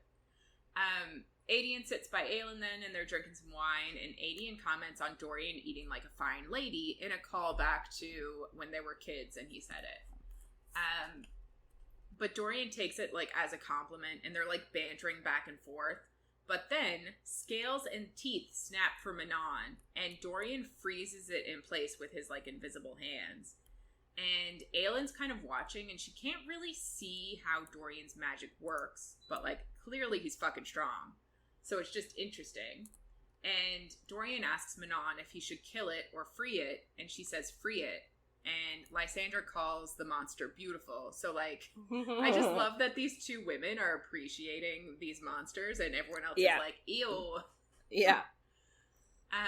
So she looks over at Rowan and she, like, knows that it was on purpose, that he was testing Dorian's magic, basically. And they kind of have, like, a silent conversation. And he's like, yeah, that's why I let the shield fall near the witch instead of near anybody else. Because if she died, it wouldn't have been as big of a deal. And you're like, damn. Manon then sees the eye of Elena that Aelin has and asks where she got it. And she explains that, like, witches call it the eye of the goddess. So it's a large circle, which is the crone, with two overlapping circles inside, which are the mother and the maiden. And in the middle is the heart of darkness. And it's an iron teeth symbol. So we also get, like, 3 circles being a symbol in Crescent City. I don't know if they're the same, but it's a very, like, it comes up a lot. So Aelin actually tells Manon that when she saw Babo Yellowlegs, the amulet grew warm and heavy, and she thinks now, like, maybe it was in recognition because it is a witch symbol. Maybe it wasn't, like, as a warning, because originally she thought it was a warning. And Baba Yellowlegs is the one that told Aelin of the keys and the gates. And Manon says that she is ancient, and she's actually one who tore down the walls of the Kraken City. And Dorian says that that battle was catastrophic, and that the land is cursed. So Manon explains to all of them that Rhiannon Kraken held the line for 3 days and nights against the Iron Teeth matrons, and she cursed them as she died for what they did.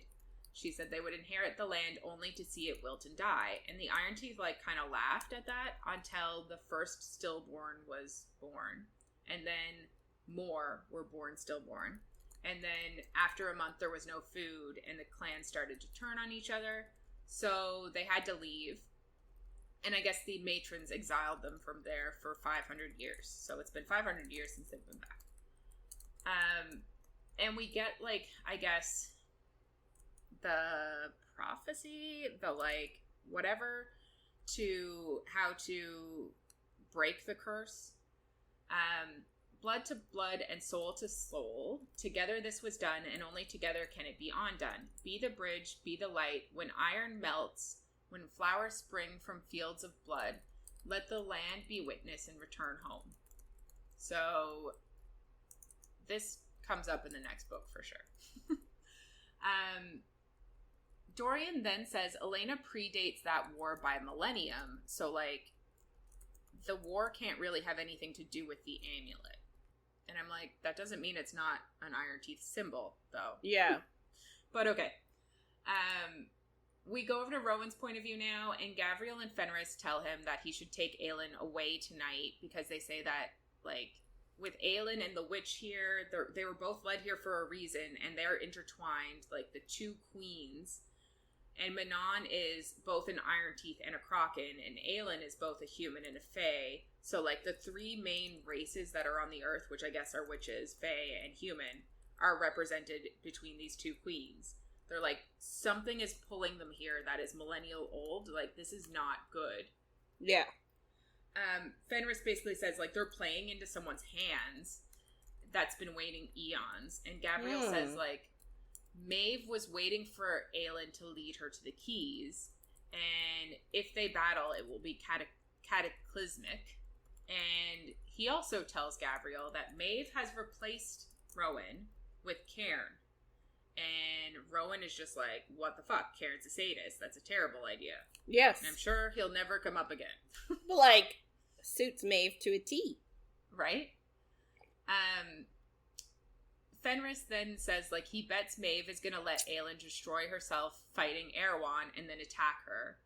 And Fenris also tells Rowan that Maeve actually wants Lorcan beheaded and burned, which is not her normal style. Like, she normally would torture, like, have him tortured. Yeah. And they think it's because he's so powerful. And, like, Rowan and Lorcan are the 2 most powerful males on the planet. So basically, they're thinking that Maeve is worried that Lorcan would join Aelin. And Rowan's like, there's no way. He hates her. Okay.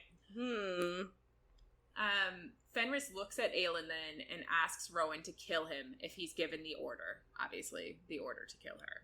And Rowan's like, yeah, I would kill you before you even got anywhere near her. Don't worry about it.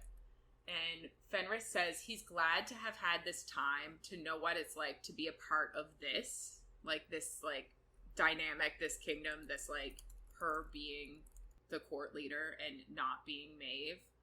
Which is just, like, I know Chaol is looking at her and, like, she's too powerful. She's crossed any line, all this shit. But, like, when you compare her to Maeve, like, she is good. Like, she's not a conqueror. She's not. But, evil. I mean, Maeve's not a conqueror either, really. Well, Maeve is staying in Dornell, like, leave us alone and we'll leave you alone. Yeah, but Maeve's just a bitch. Yeah, I just mean because Chaol was like, she could be a conqueror. But yeah, so Gavriel just nods his agreement of, like, he's enjoying this time, and he looks over at Aedion while he's nodding. Okay, so we are moving on to Tower of Dawn, chapter 41 and 42. So we are finally back in Nesryn's point of view. And they are planning their trip to Daggle. I guess it's like the Karenque's territory. Like they've checked all the towers and there's nothing, so now they're like going right into it. Yeah. But Borte is pissed because she's not allowed to go. Of course. Because again, she's the heir to their clan, so like she can't put herself in harm's way. And like her argument is like, well, Sartaq's going and he's an heir, but and then he's like, the day I have to stay behind and like be protected because I'm an heir is the day I'll like give up the throne or kill myself or something. Like he's, and I'm like, how is that any different than Borte? Yeah. It just pissed me off. Anyway, so Sartaq and Nesryn are just gonna fly there on Kadara, and Falcon's gonna be a little mouse in Nesryn's pocket. Love it. So the plan, like, they debated whether they should like take a legion with them or not. But they finally decided that, like, they'd start out stealthy, go look around. If they're not back in 4 days, then Halun would send people after them. So, like, on the flight, Nesryn and Sartaq talk about, like, personal things.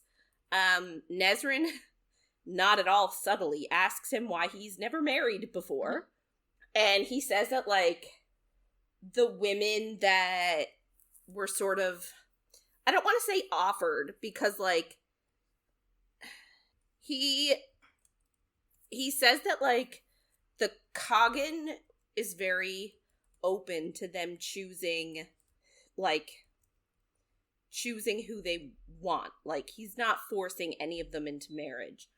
But he says that, like, all the women that were sort of offered to him or, like, suggested to be like, hey, what about, or, like, contenders, or, like, maybe he started to get close to, he just said that they weren't suitable. He said that, like, yeah, he was like, he would show them Kadara, who was, like, the most important thing in his life.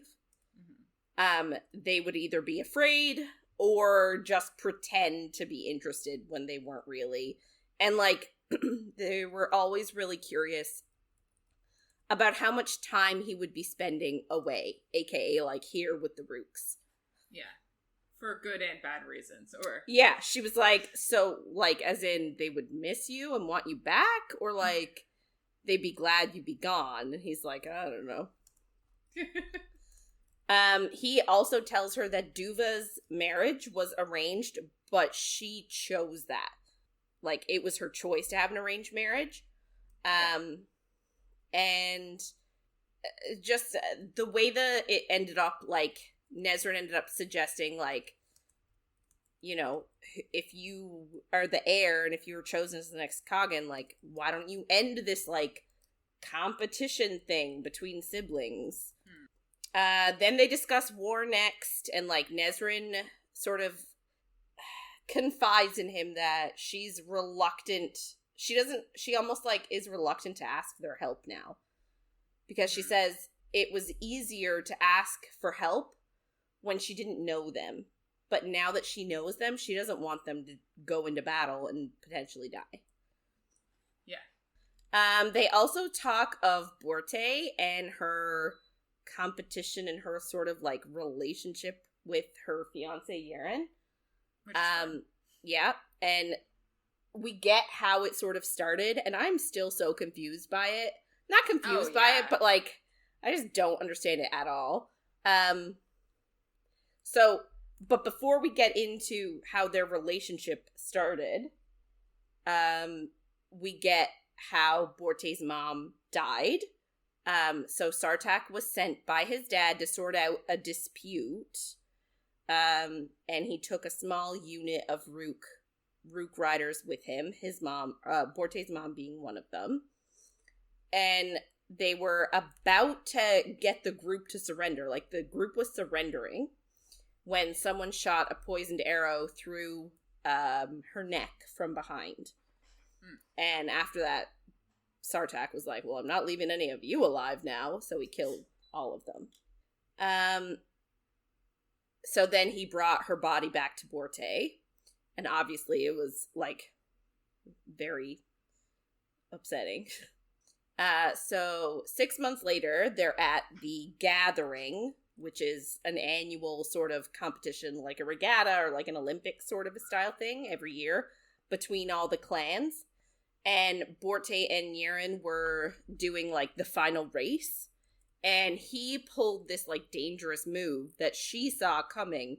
So she still managed to win, like, and afterwards she beat him up for endangering his Rook with that move. And then she refused to talk to him for the rest of the Gathering, even though he was, like, following her around and, like, trying to apologize, which was funny. Yeah. Next year, she beat him again, this time doing that same dangerous maneuver that he did. And he was shaken that she had almost died. Then, this year, a week before the Gathering, Yrene came to Altun to see her, and, like, Sartaq was like, literally, he landed, but, like, the time it took for him to land, see her, get back to his Rook, and take off was 30 minutes. Like, he was not here very long at all. And then he left again. No one knows what they spoke about.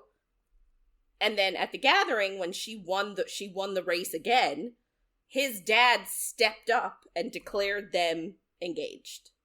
And, like, everybody was surprised, even Borte. But she won't tell anybody whether she was surprised that they were engaged at all or surprised that this is how he chose to announce it. But she won't tell anyone. But, like, she's not disputing the betrothal. So, like, even though she's, like, fighting with this Yrene guy, like, constantly, she's also not being like, hell no, I'm not going to marry you. Yeah. So they get to Daggle, and there are webs, like, everywhere, strewn in the forest and the mountains. Like, everything is covered in webs. So, like, it's obvious that the Karen Kui have been on the rise, right? Because there's more webs around than usual. And they fly around for a bit, and they're trying to sort of stay stealthy and out of sight, but, like, obviously there's a Rook flying around. I feel like Karen Kui are going to notice. Yeah, exactly. Until they spot on the cliffs a little Rook hatchling, and it's like, aww, peeping and crying, and it's really, and this is like the saddest part in this entire book for me. I know, it's awful. So they rush for it because it's like, it's perched on like a cliff in between like two spires, I almost want to say. Mm-hmm. So they rush for it, and they're trying to keep stealthy. And right when Kadar grabs the chick in her claws, she, like, goes to fly in between the two peaks of these, like, cliffs, and they realize it's a trap, and they end up flying through a web. And Kadara gets wrapped in the web.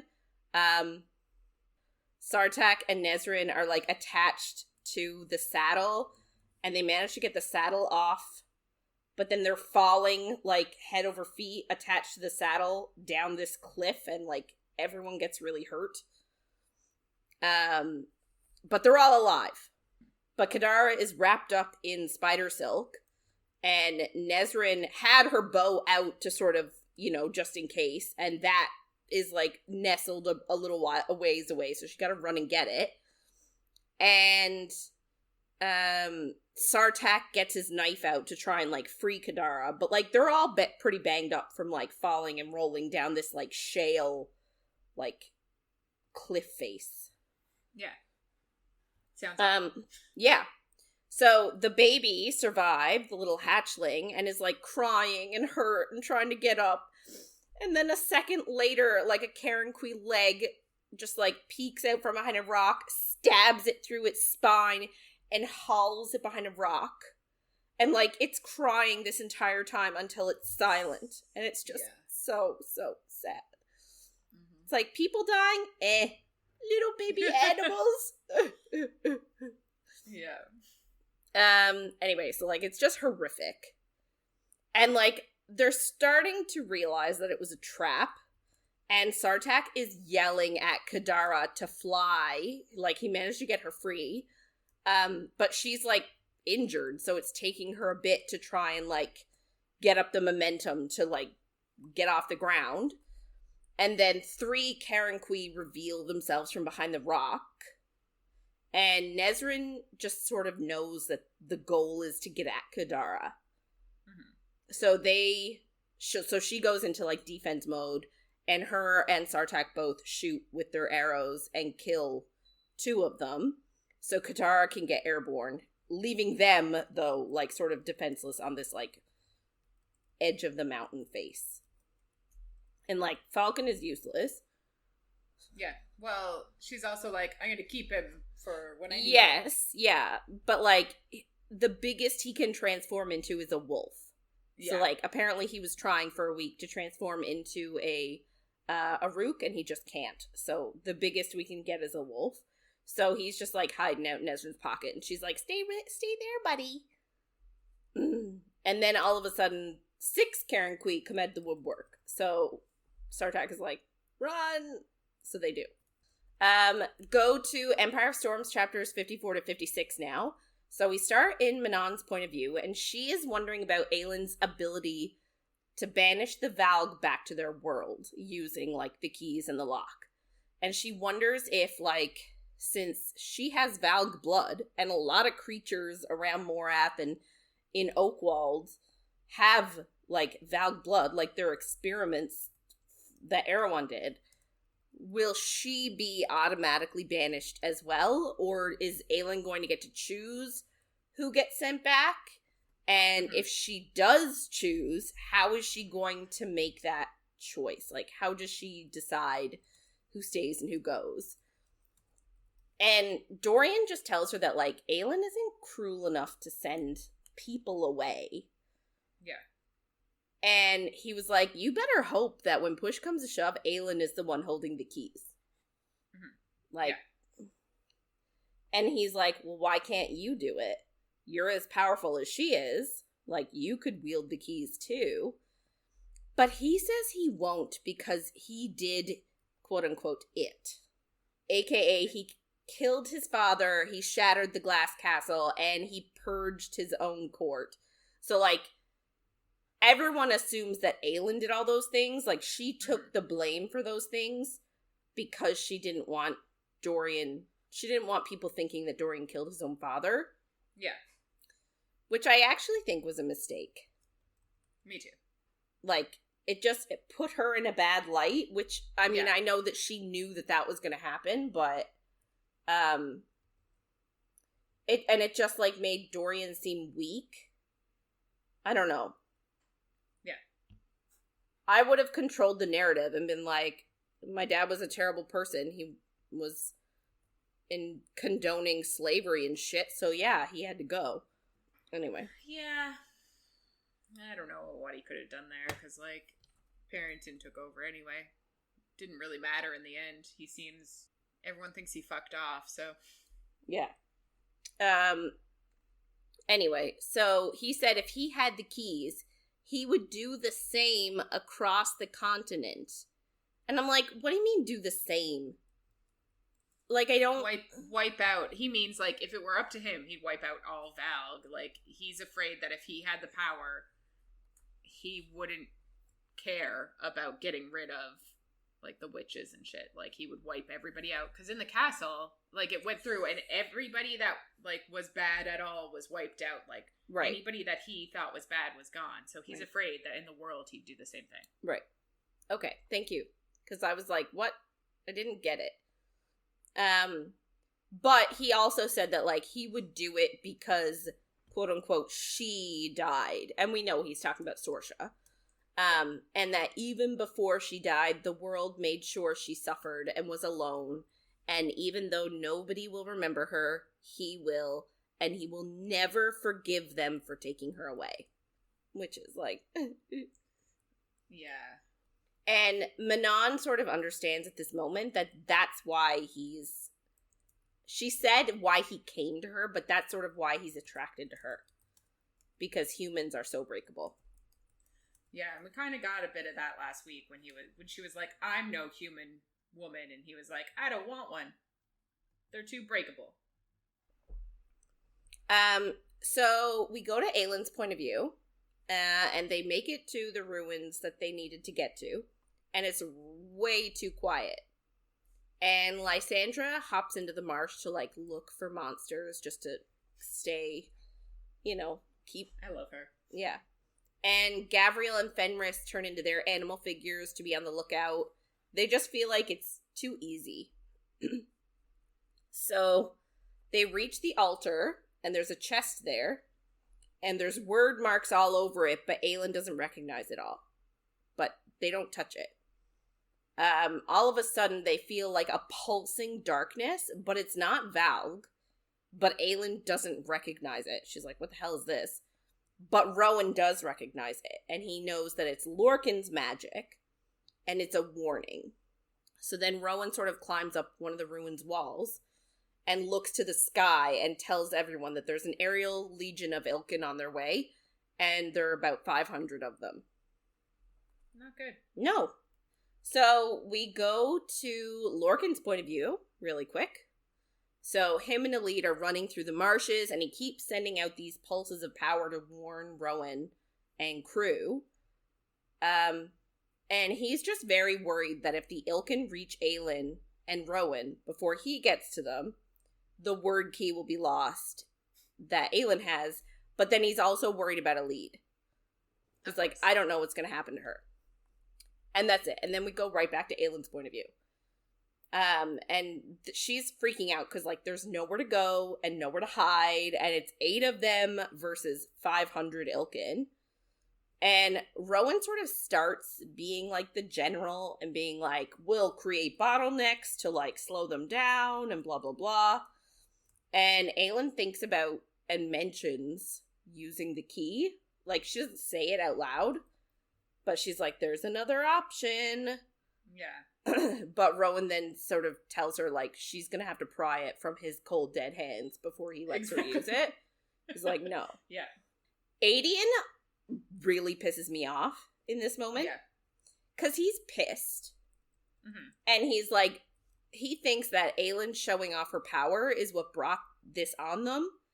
And he tells her that this is her fault and that they should have stayed in the north. And basically everything is her fault because she doesn't run any plans by them. And they have experience fighting in battles and wars, and she doesn't, like, ask their advice. And she doesn't have any experience with that. And, like, she's like, I obviously didn't have a choice. And he's like, well, you were on a mission to get allies, but where are they? Like, the only one you've got so far is a pirate king who may betray us. Like, he may decide he doesn't want to be our ally. Does he just conveniently forget that, like, a ghost powerful man told them to go get this lock? Like, they couldn't stay in the north. They were told they had to get this lock. What is his plan for the keys? I think he feels like they could win everything with brute strength. It's dumb. Like, I don't actually know. I don't think he says that anywhere. I feel like that's what his philosophy is. That they could win if they fight together. They just need to prepare. Yeah. Which is stupid. Like, we know that that's not true. But, like, I don't know. He doesn't like how secretive Aelin is, which I understand. Like, you're supposed to be her inner circle, but, like, she doesn't owe you shit. No. And, like, blaming her for this when they have 500 Ilkin flying towards them is a dick thing to do. 100%, yes. Anyway, Aelin just thinks that, like, they need time. Like, she just needs more time. And it's so sad in her head at this moment. I just feel so, because she just takes it. She just like, yep, I failed. Sorry. She doesn't say that it is her fault, but she says, like, she does feel like she failed in getting allies. She does, like, kind of take that to heart. She doesn't think that it's her fault that, like, what the fuck is she supposed to do? She has power, just never use it. Like, I don't really, like, you know? Yeah. Anyway, so she just, like, absorbs what he says, and then tells them, Rowan and Aelin, to plan their attack.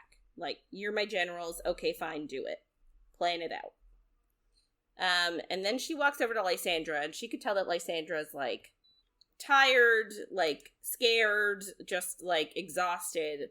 You know, like, she grew up as this, I'm not going to say pampered, like, courtesan, but, like, it's different than Aelin's upbringing. Like, Aelin was brought up to kill. Lysandra was brought up to be, like, arm candy. Yeah. So, like, it's just a different experience. And she, you know, like, she just saved all their asses in Skull's Bay. So, you know, she's emotionally, I'm sure she's exhausted. Yeah. So she tells Lysandra that, like, she doesn't have to fight. That she can go with Manon and scout the other directions. So, like, Manon is going behind them to make sure that, like, nothing is coming at them from different angles. And I'm like, isn't Manon, like, an amazing fighter? Like, why would you put her on the shelf? Because she doesn't have any magic.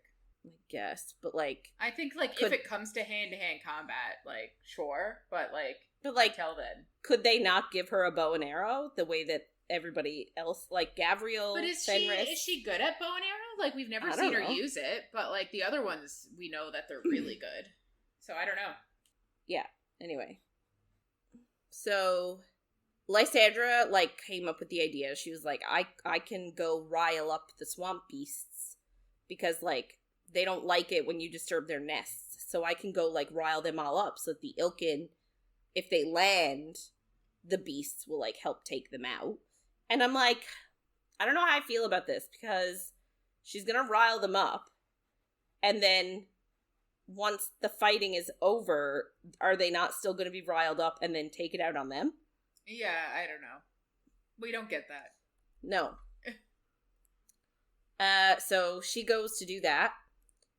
Fenris, Gavriel, and Aelin, the plan is that they're going to herd them towards Aelin, Rowan, and Dorian.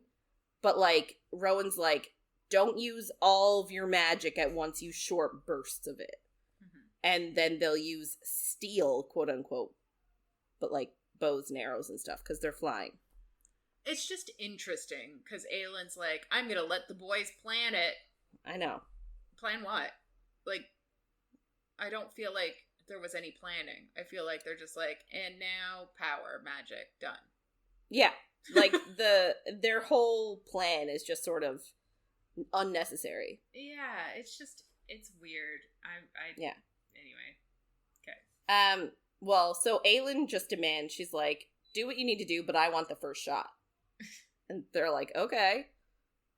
So they walk, her and Rowan start walking towards the flying Ilkin. And she sees in his eyes that he is, like, furious at her for suggesting that they use the word key. And then she starts to walk away from him because she needs to get as close to the Ilkin as possible and walk away from him and then to protect them. Mm-hmm. But before she's gotten very far, he tells her that she needs to remember who she is every step of the way down and every step back up, and to remember that she's his. So she's about to use her power, we're assuming, and, like, dive into it. But he can't be there with her. Yeah. So she remembers that he has new scars on his back from her nails when they had sex. And instead of healing them, he set them with seawater so that he always has her scratches on his back. And, like, it's her claiming mark, mm-hmm. according to him. Yeah.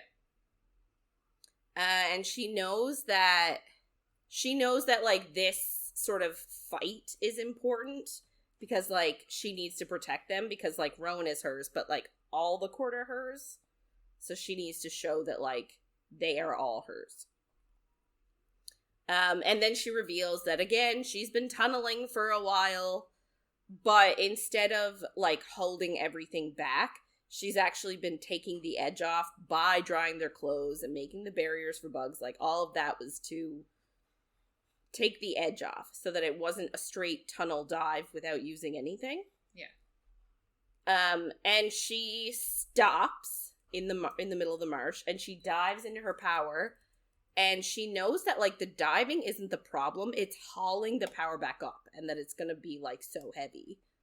Mm-hmm. But she launches herself down anyway into this, like, inferno that just keeps going. So, go back to Lorcan's point of view. So, he knows that they're being too slow. Mm-hmm. But they finally get sort of close-ish to where all the action is happening. And he reveals, actually, that morning that he put the Athral ring on Elide's finger to protect her and told her never to take it off. Of course he did. I know. But he sees sort of what's happening, sees that, like, Aelin is approaching the Ilkin, like, on her own, far out in front. Everybody else is behind her, well out of the way, but they're off to the side. So, like, they're sort of fucked. Yeah. They are, like, in the line of fire, we'll say. Not, like, directly, but not out of the line of fire. Not out of the way. So Lorcan, like, sort of realizes it right before she unleashes her power. And he throws Elide to the ground, covers her body with his, and then throws a shield of his magic around them to protect them. And he feels Aelin's magic and understands that, like, this is power that comes around only once an eon. And that, like, magic like that and a court like that could conquer the world. Interesting. Mm-hmm. And then he sees Rowan give the order for everyone to shoot their arrows, and Aelin unleashes her power on them. So, that's fun. Yeah. So then we skip over to Adian's point of view. So, they can all still feel the heat of Aelin's magic. Even though they're not in, like, the direct line of fire, like, they can feel it. And he remarks that, like, she's not a savior to rally behind, but a cataclysm to be weathered, and I hate it. I kind of like it. I'd rather be a cataclysm. I know, but I mean, like... But, yeah, he's so blinded by, like, what he's doing and Maeve and all this shit, and he wants to hate her because of Rowan, and you're like, just fuck off. It just, like... It bothers me that her amount of power is altering his viewpoint of her.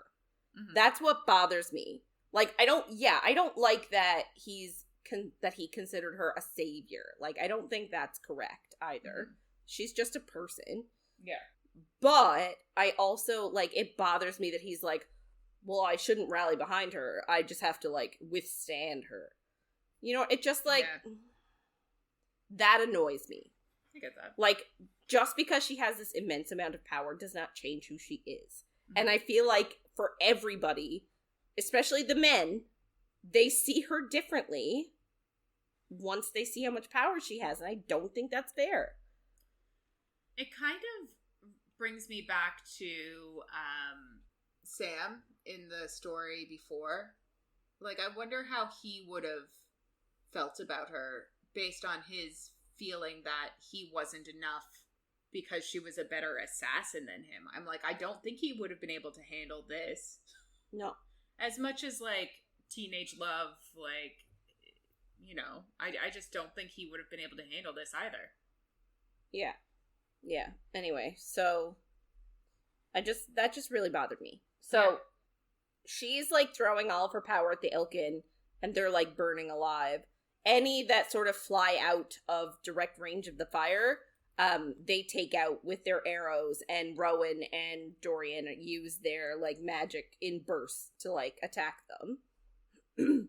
And he thinks that there has to be a cost to this much power, a price to like a power this immense. And then he remembers that quote from Baba Yellowlegs, "Nameless is my price." Mm-hmm. And it says that like understanding is just sort of glimmering out of reach for him. So like there's something that he knows that's important, but he can't quite make sense of it just yet. Yeah. So then he sort of watches, like, it's mostly over. Like, most of the Ilkin are gone, and he watches Rowan walk towards Aelin, like, into her fire then. So, we go back to Lorcan again, and he feels her magic, like, battering his shield. And the marsh around them is boiling, and he's sweating. Oh. That's what happened to all of the riled up monsters, I guess. They're boiling. Yeah. They're soup.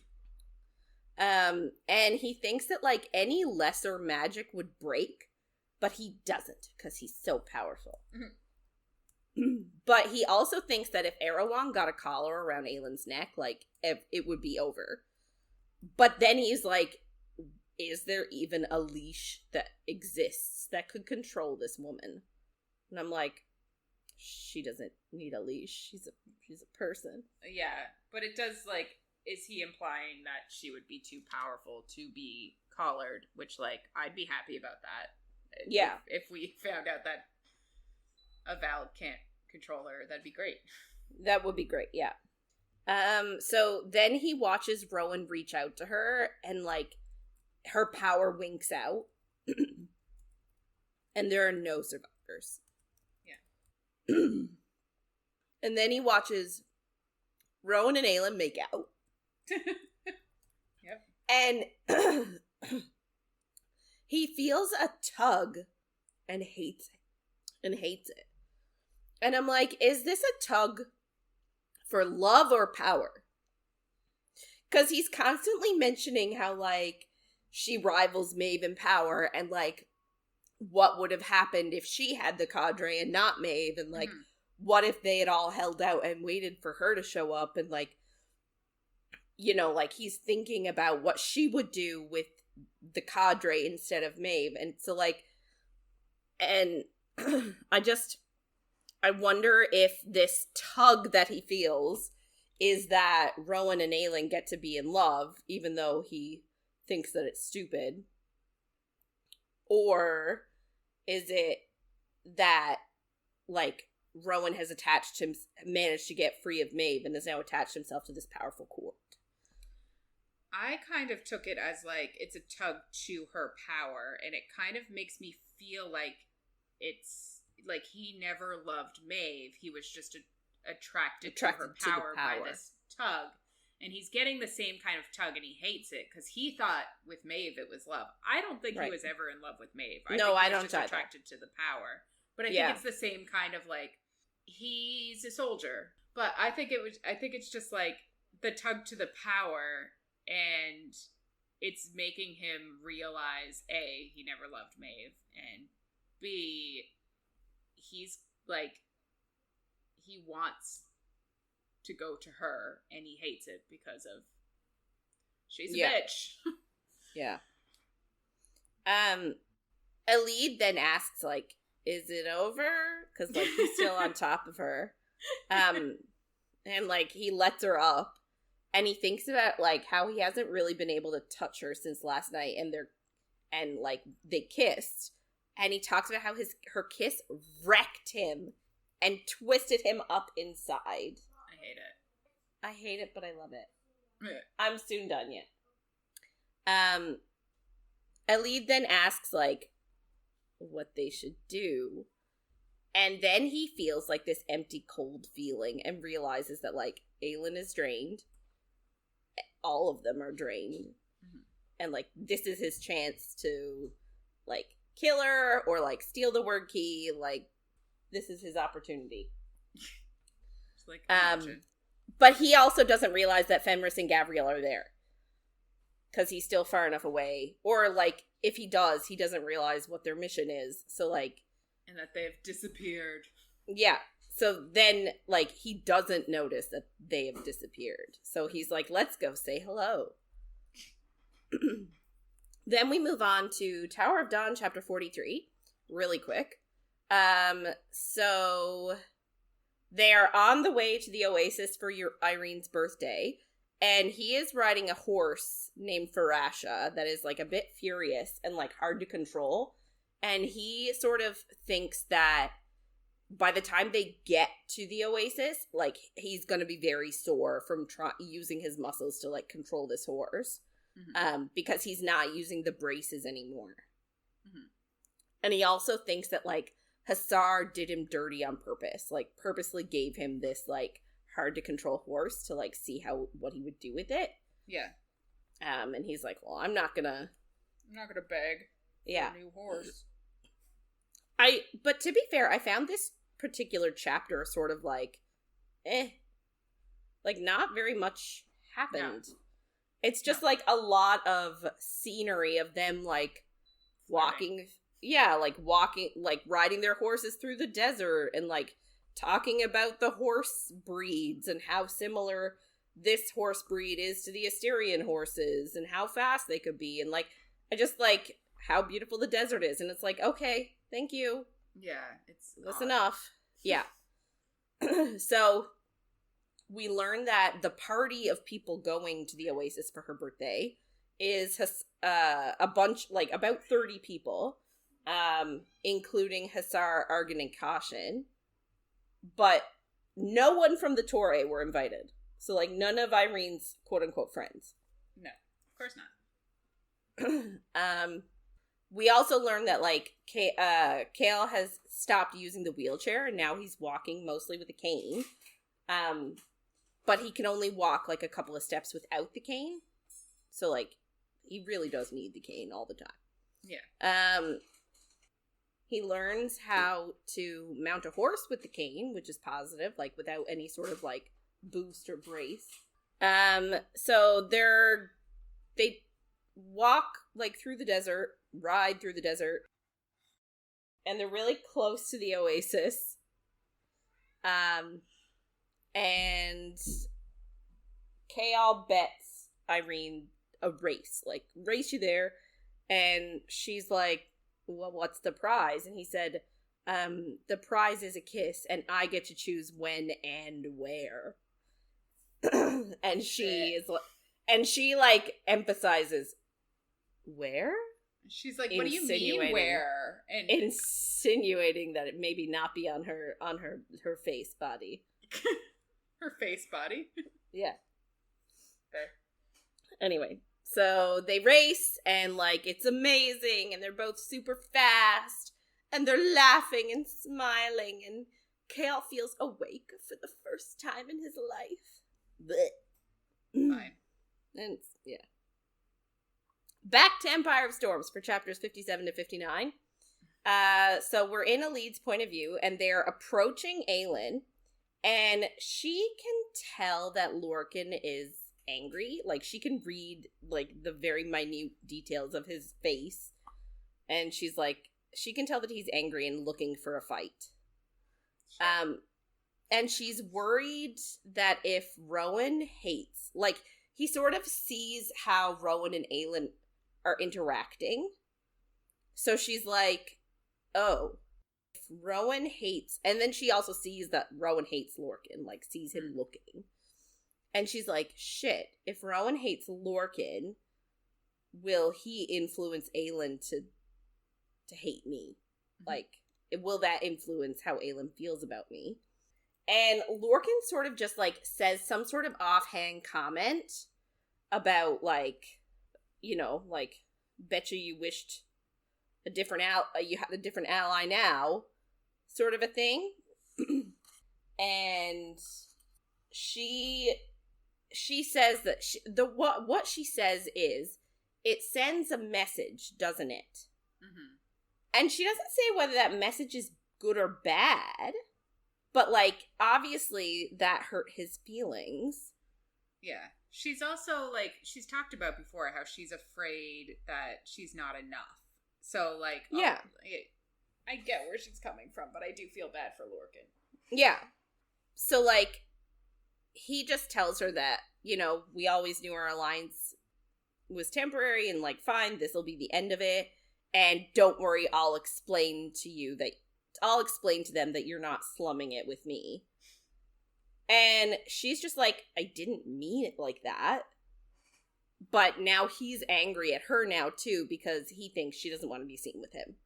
So he walks on ahead to give some distance between the two of them. And the goddess on her shoulder is telling her to, like, look around, look, see, observe. And then she sees Gabriel as a lion about to attack Lorcan, and she screams for him, and he turns towards her. And she's running for him, and then Gabriel attacks Lorcan, and they start to fight. And then Fenris gets involved, and Elide, like, sort of realizes that this isn't, like, it's not a fight for a fight. It's a fight to kill him. Yeah. And she sees that, like, Fenris is about to go for a neck blow to, like, kill him. So she jumps in, like, she jumps in the way so that he doesn't get Lorcan, he gets her. And he ends up, like, taking a chunk out of her arm and, like, crushing bone and, like, severing, like, a very, like, a femoral artery or something, like, something very important. Gross. And she screams, but she's, like, curled up on top of him waiting for Fenris to attack. Mm-hmm. And waiting for them to, like, kill her to get at Lorcan. But he ended up using his magic to put a shield around them to protect her. And he is really pissed that she jumped in and put herself in harm's way. And Lorcan is just furious. And he tells both Gabriel and Fenris, like, you are both dead. And then they both sort of change back into human to be like, we were ordered, we didn't have a choice, and he's like, we can't fight against this much longer, like, you know, we're fighting, we're doing our best to fight against it, and they're like, and Gabriel just says, like, put the shield down and I'll heal her, and Lorcan's like, I'm gonna kill you, I'm gonna kill both of you. And, like, her arm is just, like, gushing. There's literally a chunk taking out of it. You can see the bone. You can see the bone. It's so gross. And she's, like, shaking. She doesn't even know. She doesn't even know if she started screaming or sobbing or shaking or what. Yeah. But Lorcan is just telling her, like, not to look at it. And she's like, she says that his face is lined with so much wrath, she doesn't even recognize it. He is so pissed. But also recognizes that, like, his power is almost gone. Because, like, he had to expend so much to shield them from Aelin's power that, like, this is almost gone.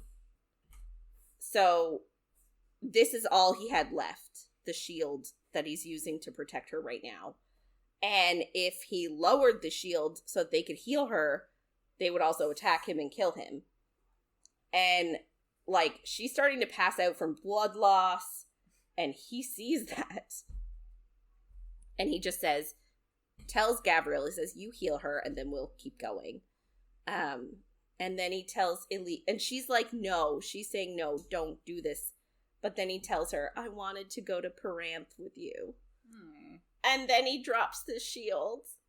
And it's just so, like, oh, the two of them. They love each other. They do. Anyway, then we go to Lorcan's point of view. And, like, he just says that it wasn't a hard choice. It didn't frighten him. And, like, it was scarier for her arm to be injured. He was more scared about that injury. Yes. Anyway, so he was just, like, talking about how, like, it didn't scare him to die. He was more scared that Elide would die and that her light would go out. Yeah. And it was, like, and that she had been kind to him and she still held out hope even though her life was so awful. And, like, she had offered him a home even though, like, he wasn't a great person. Worthy. Yeah. But he also knew that, like, Fenris wouldn't be able to fight Maeve's order, so, like, knew that he would be attacked as soon as the shield dropped. I know, he's like, Fenris is so fucking weak. Yeah. But then he also knew that, like, he felt bad hurting Elide. Oh, for sure, yeah. So he drops the shield, Gavriel heals her, and Lorcan, like, stands to face Fenris. And, like, he's, like, he can tell that, like, Fenris is fighting with everything in him to not go after him. Mm-hmm. And fight. And, like, they just keep going. But then they're both parted by an icy, unbreakable wind. And every time Fenris went to attack Lorcan, the wind separated them again and again and again. And then, like, Lorcan looks over and sees, like, the arm. She's healed. And Rowan has approached now. So Rowan comes over and he issues an edict and he says, like, this stops now. You two don't get to touch them. If you touch them, like, they are under the protection of Aelin Galathinius, and if you harm them, it will be considered an act of war. And it doesn't override the blood oath, like, the order from Maeve, but it does allow them to delay it a little while. Yeah. And I don't really understand how that works, like, how it manages, like, because it does manage to calm Fenris down. I guess maybe there's something in the blood oath of, like, you're still supposed to stay alive. Like, maybe that is, like, maybe there's a part in the blood oath of, like, you need to be alive to come back to serve Maeve. Like, I don't know exactly how the original blood oath was worded, or how she worded this. If she was like, you need to kill, behead, burn him. But if you're outnumbered, or if it's not a good time to attack him, like, that kind of shit. Maybe. I don't know if there's anything in it like that. Because I don't get it either. It doesn't really make sense. Yeah. Anyway, so, like, Rowan just sort of says to, like, Fenris and Gavriel, like, are you guys clear on what's going to happen if you touch them, if you step out of line? And they're like, yeah. And they, like, bow their heads at him. And I'm just like, again, what sort of power does he have over them? I don't get it. I think it's just being submissive. I don't think it's, like, actual. I think it's, like, they're fae powered, like, submitting. Okay. Anyway, so Rowan sort of then lets the wind shields drop, and Lorcan rushes for Elide. He has to touch her and, like, make sure she's okay, and, like, he needs to touch her and smell her. And I'm just like, smell her, huh? You need to smell her. And then Aelin comes on scene and just says, what the hell is going on? Okay, so after this whole, like, fight and the healing and everything like that, we go to Elide's point of view. And she finally sees Aelin for the first time in 10 years. And Aelin just, like, walks up to her and asks, like, are you Elide? And Elide is kneeling at this point because, like, again, her arm was just, like, torn to shit. She almost bled out. So Aelin actually comes over, kneels next to her, and tells her she looks like her mother, and then apologizes to her because I guess Aelin feels partially at fault that Elide's mother sacrificed herself for her and, like, died. Mm-hmm. And then she tells her that her mother actually bought her time and Aelin wouldn't be alive without her, and that her last words were to tell Elide she loves her. So, like, it's a heartfelt moment that Elide has sort of been waiting for. Yeah. Then Manon approaches them, and Elide tells Aelin that she is here because of Lorcan and Manon.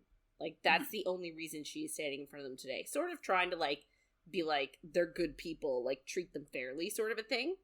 Yeah. And then she says, I'm also here because of Kaltain. And then she actually gives her the word key and says that Kaltain gave it to her to give to Celaena for a warm cloak on a cold night.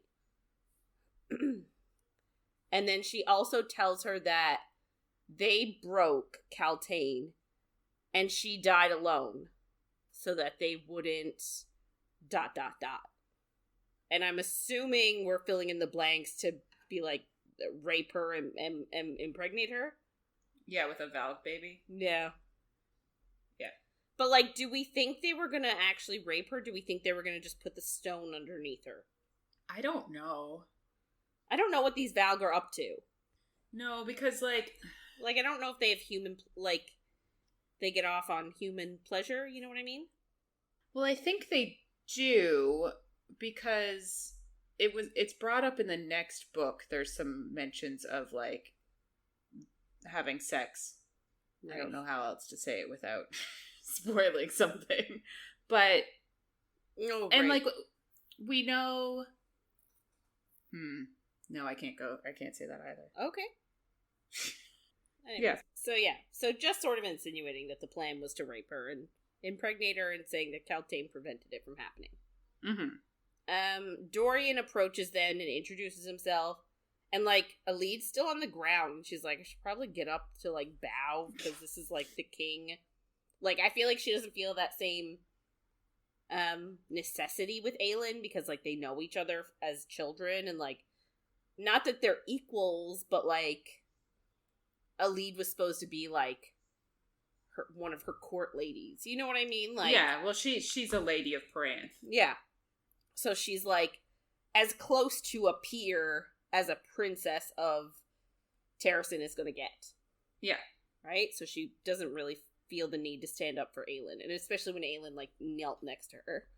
Yeah, I feel like we had a flashback once that had, Aelin's parents talking about Elide and how she was too afraid of Aelin to actually, like, befriend her.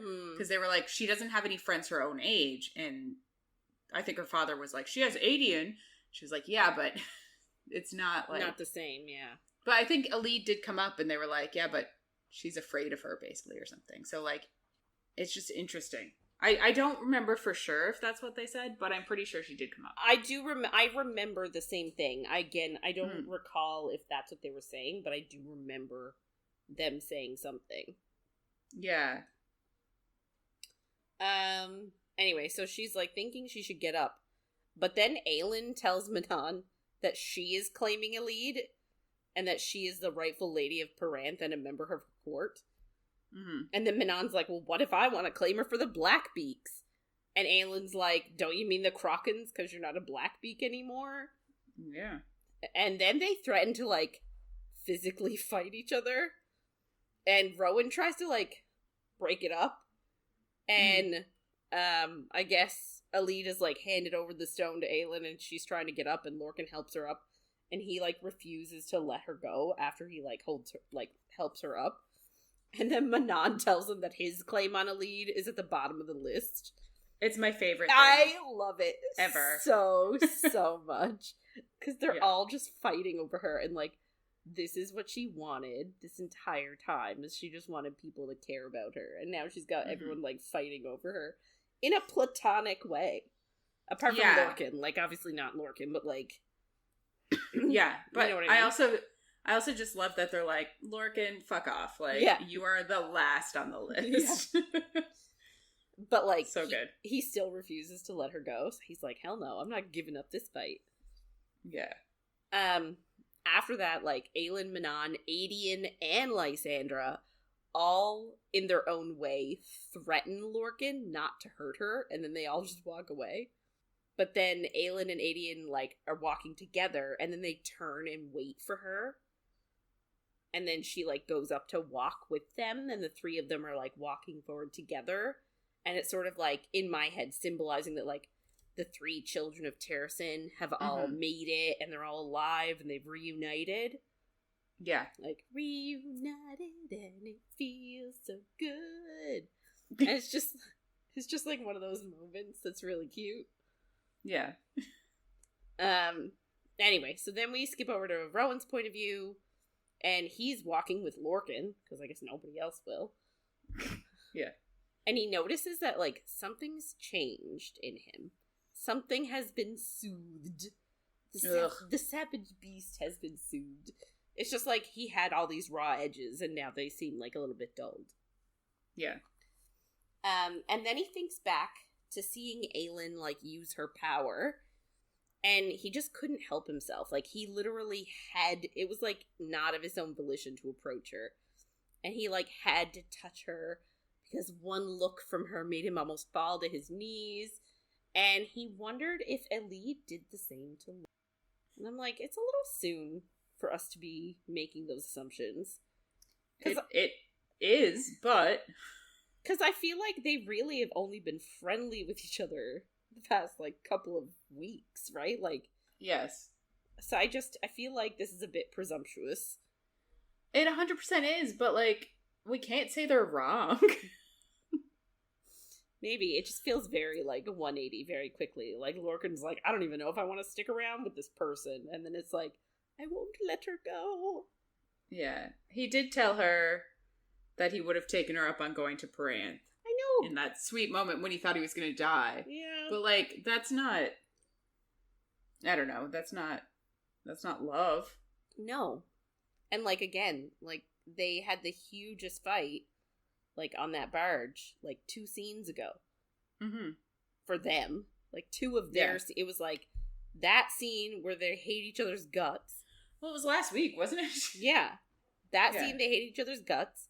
Then her uncle tries to steal her, and Lorcan doesn't let him. She thinks he left, is how much faith she has in him. Yeah. She actually thought that he left her and was going to kill herself. Yes.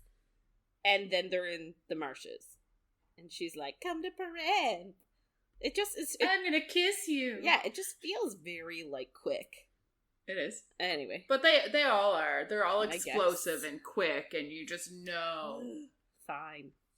No, it's not fine. I'm not saying it's fine. Okay, good. I'm just saying that's how it's written, but you are correct. Like, I'm not a big fan of the whole, like... Insta-love?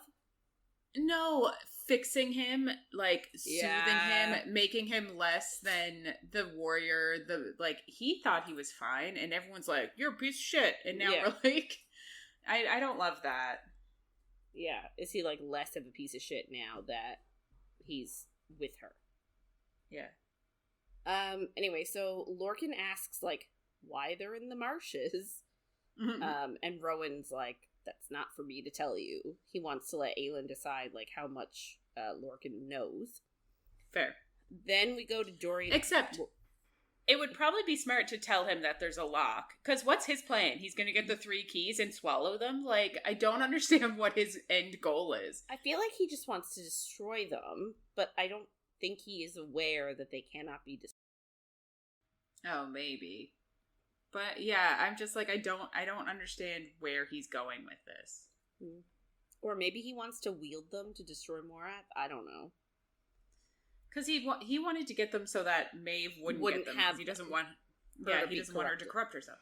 But like, if he gets them and she's ever anywhere near him, she's just gonna ask him for them and he'll hand them over. There's like, I know this plan is bad. Yeah, he's got to. But like, again, it's for plot purposes. Yeah. This is the shitty thing about, like, dissecting books, is it makes you sad. Yeah. So we go to Dorian's point of view, and he feels bad that Kaltain is the one who turned the tides of war, making it so they had 2 keys, and, like, he didn't really see her. Mm-hmm. Like, he should have done more to, like, validate her so that, like, she didn't go looking, you know what I mean, for validation in Parrington. Or even, like, just checked on her later, because, like, she just disappeared. Yeah. And yes, she did try to poison Selena, but even Selena was nicer to her than anybody else. Yeah. And, like... And... Did no one think it was weird that, like, she left with Parrington and, like, no one heard from her again? Like, it was just... Yeah. He just never gave her another thought after she wasn't immediately in his sight. Mm-hmm. And I think he should feel bad. Yeah. He also is, like, connecting that, like, they're all sort of watched over by different gods. And, like, the amount of power in this circle is, like, staggering. And I'm like, finally someone's noticing it. Like, this isn't a coincidence to anybody. And, like, Lorcan is sort of watched over by Hellas and Elide by Anieth, who we find out now is actually, like, Hellas and Anieth are together.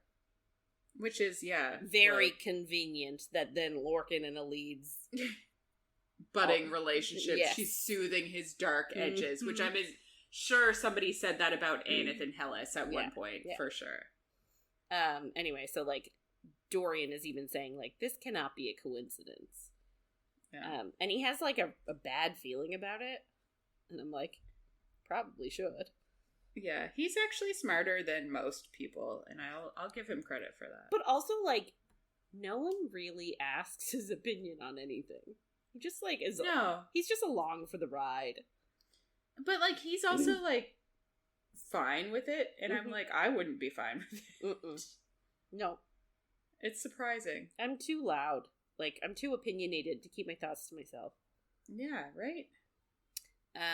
Anyway, so, like, he's just got a bad feeling about it, but before he can explain anything to Aelin, or anybody, like, they get to the dais where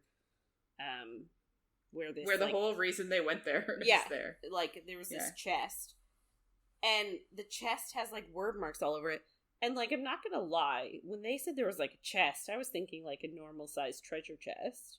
Mm-hmm. But it's obviously gigantic. Like, it has to be ginormous for what's inside. Yeah. But, like, what's a normal-sized treasure chest? Like, you know, like... oh, come on. No. Normal-sized treasure chest. My head... Yeah. Immediately just thinks Lego. Those, like, little brown ones that you can put the coins in. I feel like you could fit this in that size in comparative to the little Lego man. So, I feel like, let's just, I won't get ahead of ourselves. So, they open it. They open the chest, and inside the chest, there's nothing that looks like a lock. It's a mirror with a marking of the eye of Elena on it, which is like a witch symbol as well, we've already learned. Mm-hmm. And Manon tells them that it's a witch mirror, and that witch mirrors have many uses. They're hard to break, and you can see the past, present, and future in them. You can speak between them if somebody has the sister glass. You could also amplify and hold blasts of power in them like a weapon. And she tells them that that's why Baba Yellowlegs met with the king, because they made him weaponized witch mirrors, and they've made towers to transport on the battlefield, and Erewhon's gonna use it to amplify his powers and, like, just wipe out Aelin's armies with a few blasts. Mm-hmm. So, this mirror, however, is not that. It is a witch mirror, but it doesn't do that. They don't know what it does right now. Mm-hmm. However, the next scene, it's in Aelin's point of view, and she's talking about how they're exhausted, and they're walking back to the ships. Two of the guys have to carry the mirror between them. Oh, so it has to be gigantic. Like, I'm thinking it has to be one of those standing mirrors that you'd set up on the ground and would be the look at your outfit. Yeah, to, like, look at you as your whole body. Yeah. So this treasure chest must equally be gigantic. That's true. Like, I'm trying to picture it and I just can't. Or it's just a really heavy mirror. Could be tiny and heavy. Like handheld. It's just like a hand mirror. It's two guys. It's just so heavy that two guys are just holding a hand mirror between them. They're also fey males. Like, how can they not carry it? Like, yeah, I agree. It must be giant because, like, it must be the unwieldiness of it that's the issue. Because, like you mean the awkward? Aren't they strong? Yeah, like, yeah. Like, it must be a weird shape that, like, you can't get your hands on either side. So, like, you need to hold the end. Because, like, they're strong. I feel like I could lift this mirror. Can I just say, I'm preemptively laughing at the fact that this is what we're discussing. Like, we're talking about moving furniture. It's gotta be the size of a fucking couch. Because that's the only thing you need two people for to move. I know! It's not the only thing. But, you know, yeah, I'm agreeing with you. I've changed my mind. Okay, thank you. Anyway, so we're in Aelin's point of view. They're all walking back to the ships. And she is just exhausted. Like, she is completely out of it. And she just thinks that there are too many secrets from Elena and Brannon, and that she needs to, like, think about it and sort through everything. But she's just too tired after, like, that display of magic. Mm-hmm. So, like, they walked without any rest. Like, everybody is tired. And when they finally reach the sea, they notice that their ships are surrounded by 100 ships with gray sails, which denotes Melisandre's fleet. And on the beach is a party of 20 warriors waiting for them, led by a gray-cloaked woman. And it's funny because this week's Assassin's Blade story had Melisandre as, like, that's where, isn't it? That's where they came from? Last week's. Oh, yes, last week's. Yeah. So last week's Assassin's Blade story. Yes. Oh, it's not as nicely bowed up as I wanted it to be. No. But you are right. Last week, the Melisandre ruler and her ex-husband were the ones that came to Rifthold to ask for a road. And Selena killed the guy thinking he wanted the slave road, but really it was her. Yeah. And on top of that, Selena sold her Astarian horse to this woman thinking that it would be in good hands. She's a good person. Yeah, and that's how she paid for Sam's freedom. Mm-hmm. So Lorcan sees all of this and immediately wants to retreat back in the marshes, since he's like, shit, we're all drained. Let's, like, not even deal with this. Let's, like, retreat and figure it out a different way. Yeah. Aelin and Manon are like, don't you take Elide anywhere. Mm-hmm. But, like, Elide tells Manon, she's like, I choose this.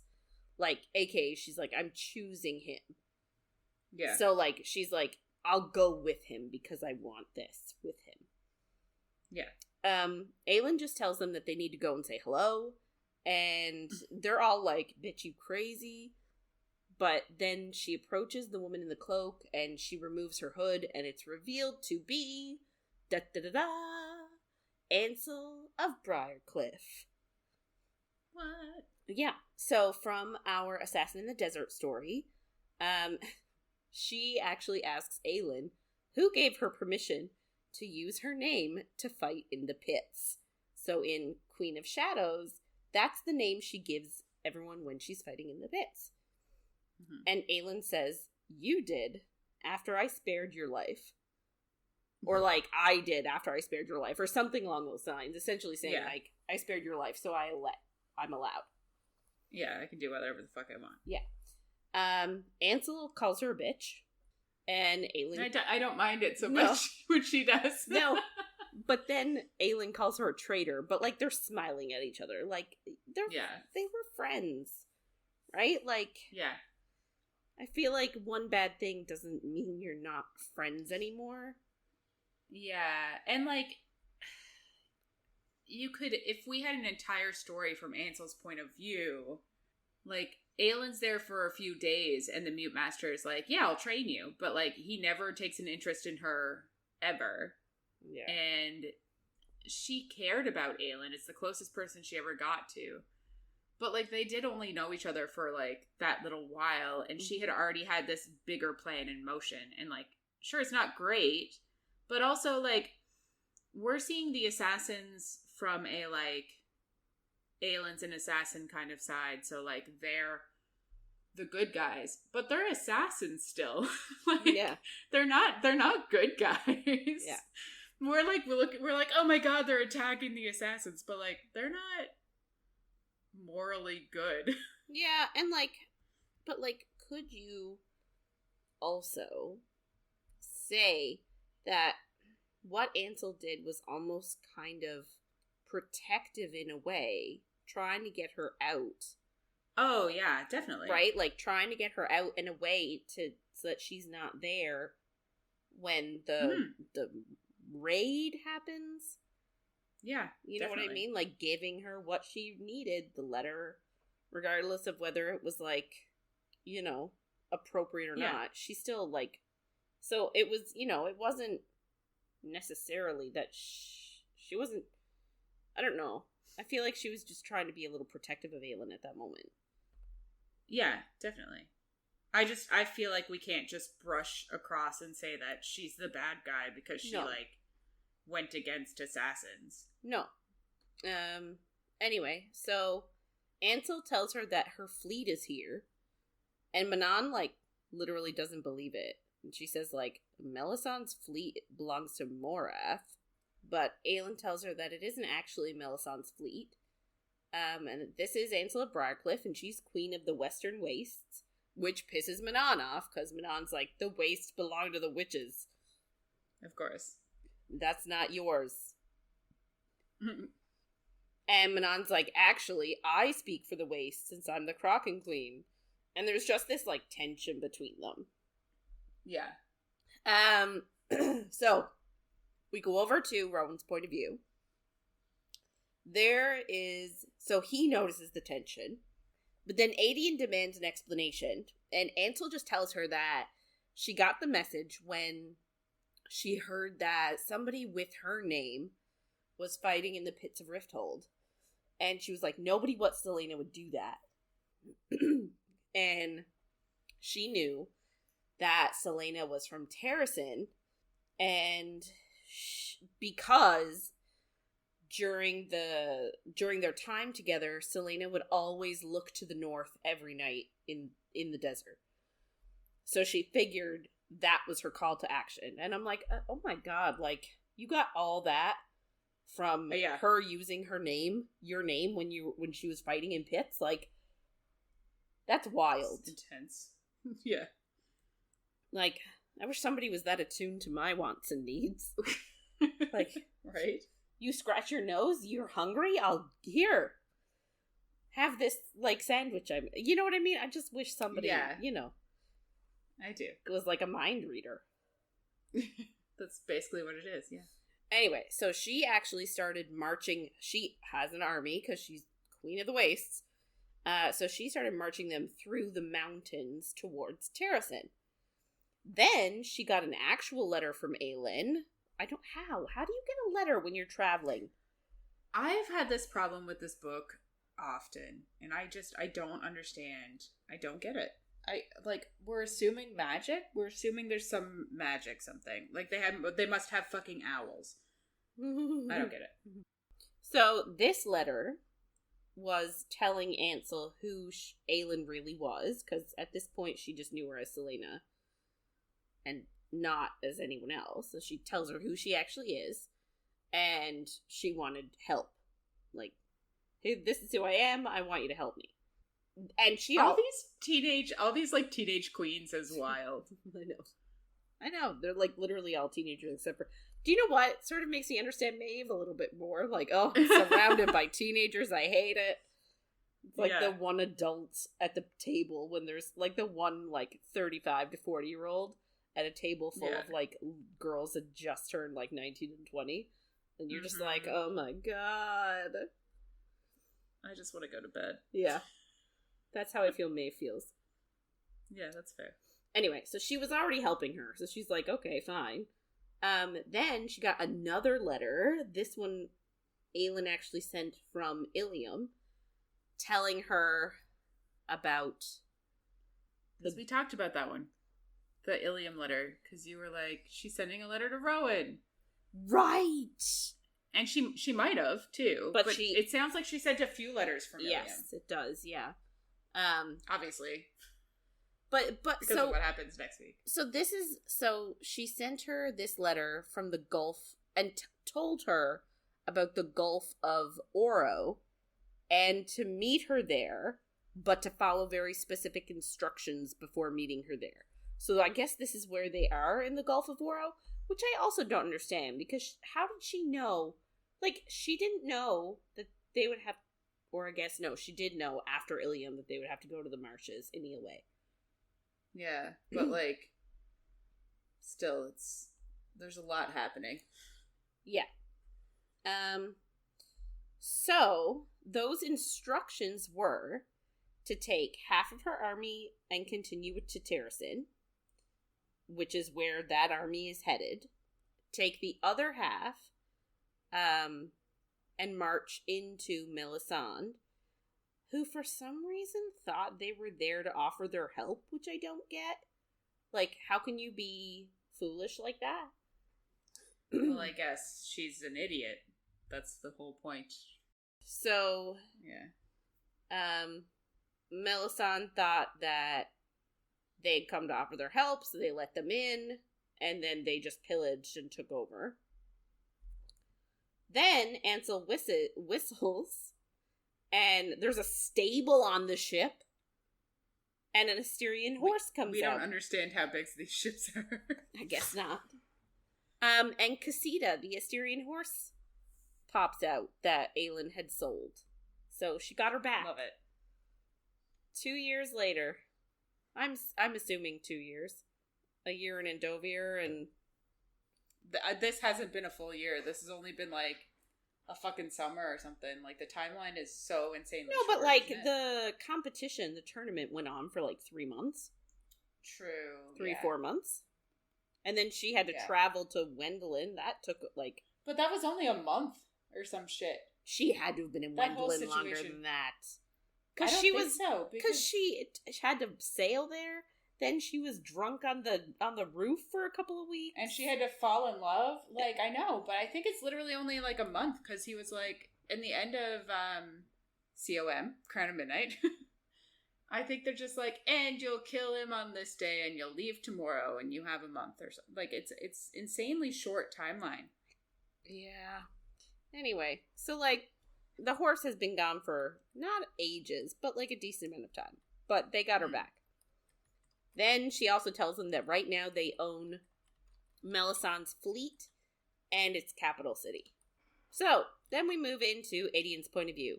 And this second half of the book is where he really starts to become an ass.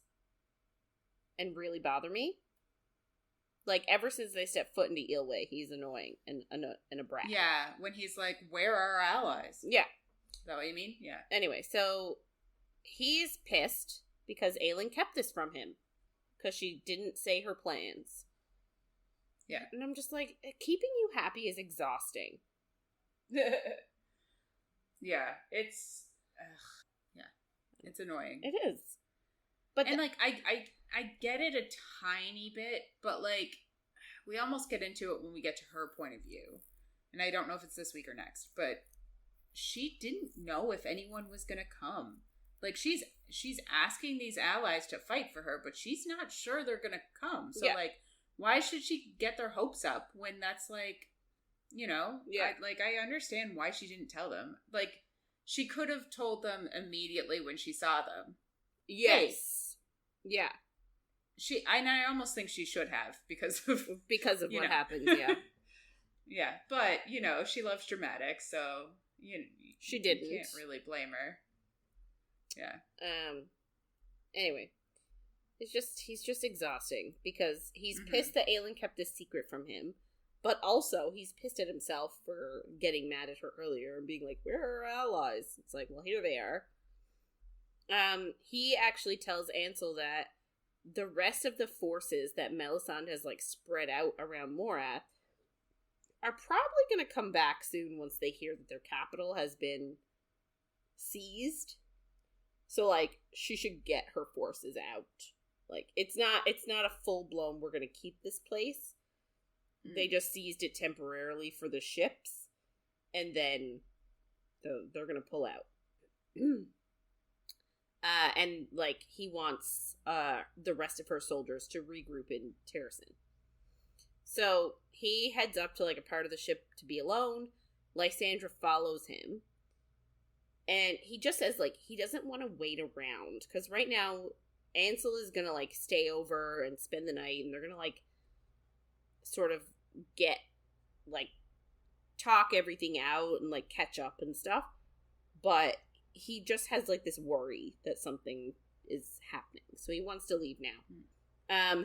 Lysandra is also, like, out of sorts and, like, a bit, I don't want to say cranky, maybe. Like, she's just not herself. And she's tired, and Aedion sort of understands that and sort of tells her that, like, the emotional cost of war is draining. And she reveals to him that it seemed like an adventure compared to, like, her old life as a courtier, and that she had no friends before the way she does now.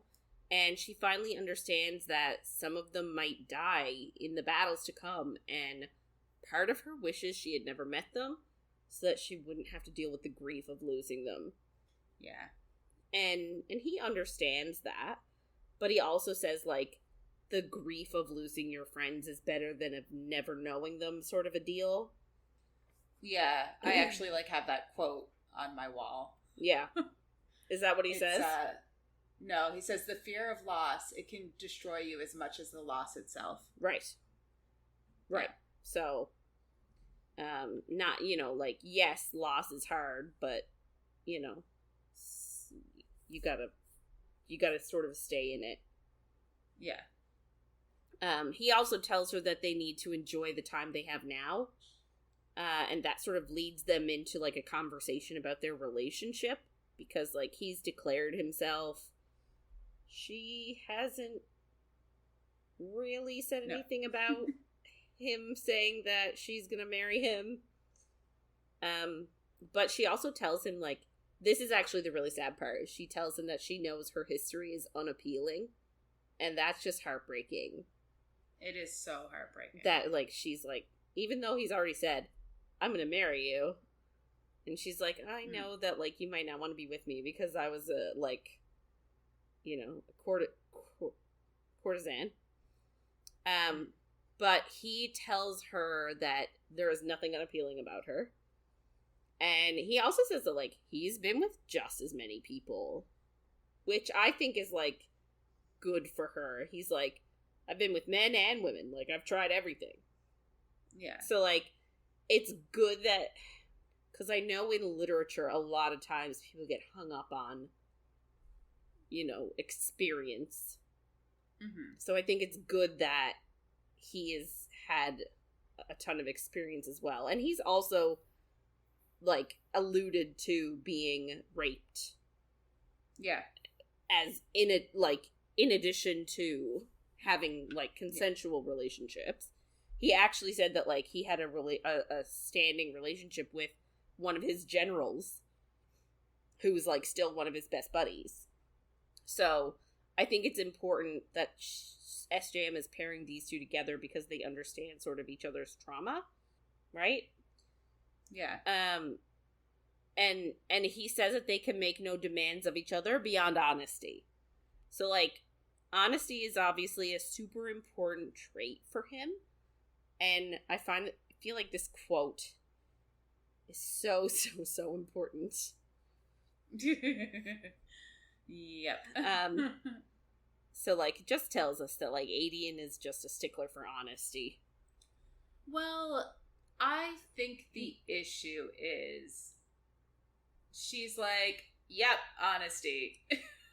Yeah. She does it, she agrees. And I'm like, I get it, but... And I think it's more like she's thinking honesty of herself, of her past, of all that stuff. She's not thinking what ends up being the issue. Yeah. Because we obviously, like, that's... What ends up happening is contingency plan. It's not like nobody expected it to happen except for the person who put it in place, so. Yeah, and I find, too, that, like, I feel like the plan was thought up, not all at once, but, like, this plan that hurts him. Mm-hmm. I feel like it was thought up sort of, I'm not a spur of the moment. Yeah. And, like, it's not really Lysandra's place to tell him about it. No, and it's also, the plan is in place because, I'm going to say, Aelin figured something out. Yes. That's why it's in place. Yeah. It gets actioned for a different reason. Mm-hmm. It's not the same thing. So, like, I don't know. It's definitely not her place. But I do get, like, she agreed to honesty, so he's going to feel betrayed. Yeah, especially since that's the one thing he asked for. But it's like, you're also not in a relationship. You're just friends. It's a situationship. I actually don't know if it is. I just like the word. Yeah, no, I'd say maybe a situationship. Anyway, so he wants to kiss her at this moment, but he knows that this is his last hunt, which I also hate that he's using the word hunt when he discusses a woman. Yeah, I'm not going to call her a human woman because she's a shapeshifter, but like... What does that make her? She's not fae, she's not a witch, she's not a human. She's a shapeshifter. And last week, last week we got that those are like the three main species on Earth is what one of the cadre said. Right. So it makes you wonder if, like, maybe there was fae in her blood? Because she also has no idea what she used to look like. No. Anyway, interesting. But yeah, I really don't like that he used that word. Oh my god, no. It's like you're making it, like, one, you're making it, like, sport. 2, you're making it non-consensual because you're hunting someone down instead of, even though she is consenting, but, like, just using that word makes it feel non-consensual. Well, it makes it seem like if she says no, he's still going to pursue her. Yeah. Which is what we do not like. No. Anyway. Shapeshifters are apparently human. I looked it up. Oh, okay. So I can call her a human woman. But you don't... Yeah. You don't hunt human people. Only the very, very wealthy, rich people do that. Yeah. For sport. Yeah. Anyway, you don't do that with the person you love. So, he just says, like, he wants it to be... He wants to draw out the process. He wants it to last and not waste a moment. And he wants to show her everything. Like, when they get to Terracin, he wants to show her all of this amazing stuff. So he says he'll step on the battlefield again and again to show her, like, to get the opportunity to show her. So he's prepared to fight over and over and over again until they're safe. Mm-hmm. And that's it for this week. That's where we're leaving off this somewhat moment. Really gives us the ick. It does kind of give me the ick. Like, I feel bad, but, like, Aelin he doesn't do it for me in this book. He doesn't do it for me in the next book, Kingdom of Ash. I literally, like, despise him, like, 85% to 90% of the time. Yeah, but to be fair, he didn't really do it for you in Kingdom of Queen and Shadows either. He didn't? And I think because it was kind of, like, creepy, his possession of Aelin and stuff. Right. But, like, people love him. Yeah, it's that we're looking so closely into the books, I think, is the issue. Like, we're kind of hurting our own. But you know what? Like, to my own detriment, I'm never going to find fault in Aelin. Like, even when I do say that she does things that are a bit stupid, I'm always going to love her more than anything. Yeah. So I'm fine with it. Yeah. I feel like he's, like, a petulant little boy. That's how I feel. Yeah. But I guess we can give him a tiny bit of grace in that he never had a childhood, and now he's finally not the only one in control, so he's having his childhood. It's just not the right time, dude. Yeah. Yeah. Anyway, I guess. Yeah. Okay. So, I guess we're going to wrap it up for this week. So, if you want to get in touch with us and share your thoughts on anything you heard in our episodes, or if you have any book suggestions for us, please reach out by email at coffeeandcoread@gmail.com, or on Instagram or Facebook at coffeeandcoread, and coffee.coread on TikTok. So next week, we're going to be reading chapters 44 to 57 of Tower of Dawn and chapters 60 to 67 of Empire of Storms. And it's going to be week 8 of 9, so, like, we're getting through this. That also means that my summer vacation is almost over. I know. That part is sad. So make sure to follow along. And if you're enjoying our chats, don't forget to follow, rate, and review wherever you get our content. Thanks for listening, everyone, and we'll see you on the next page.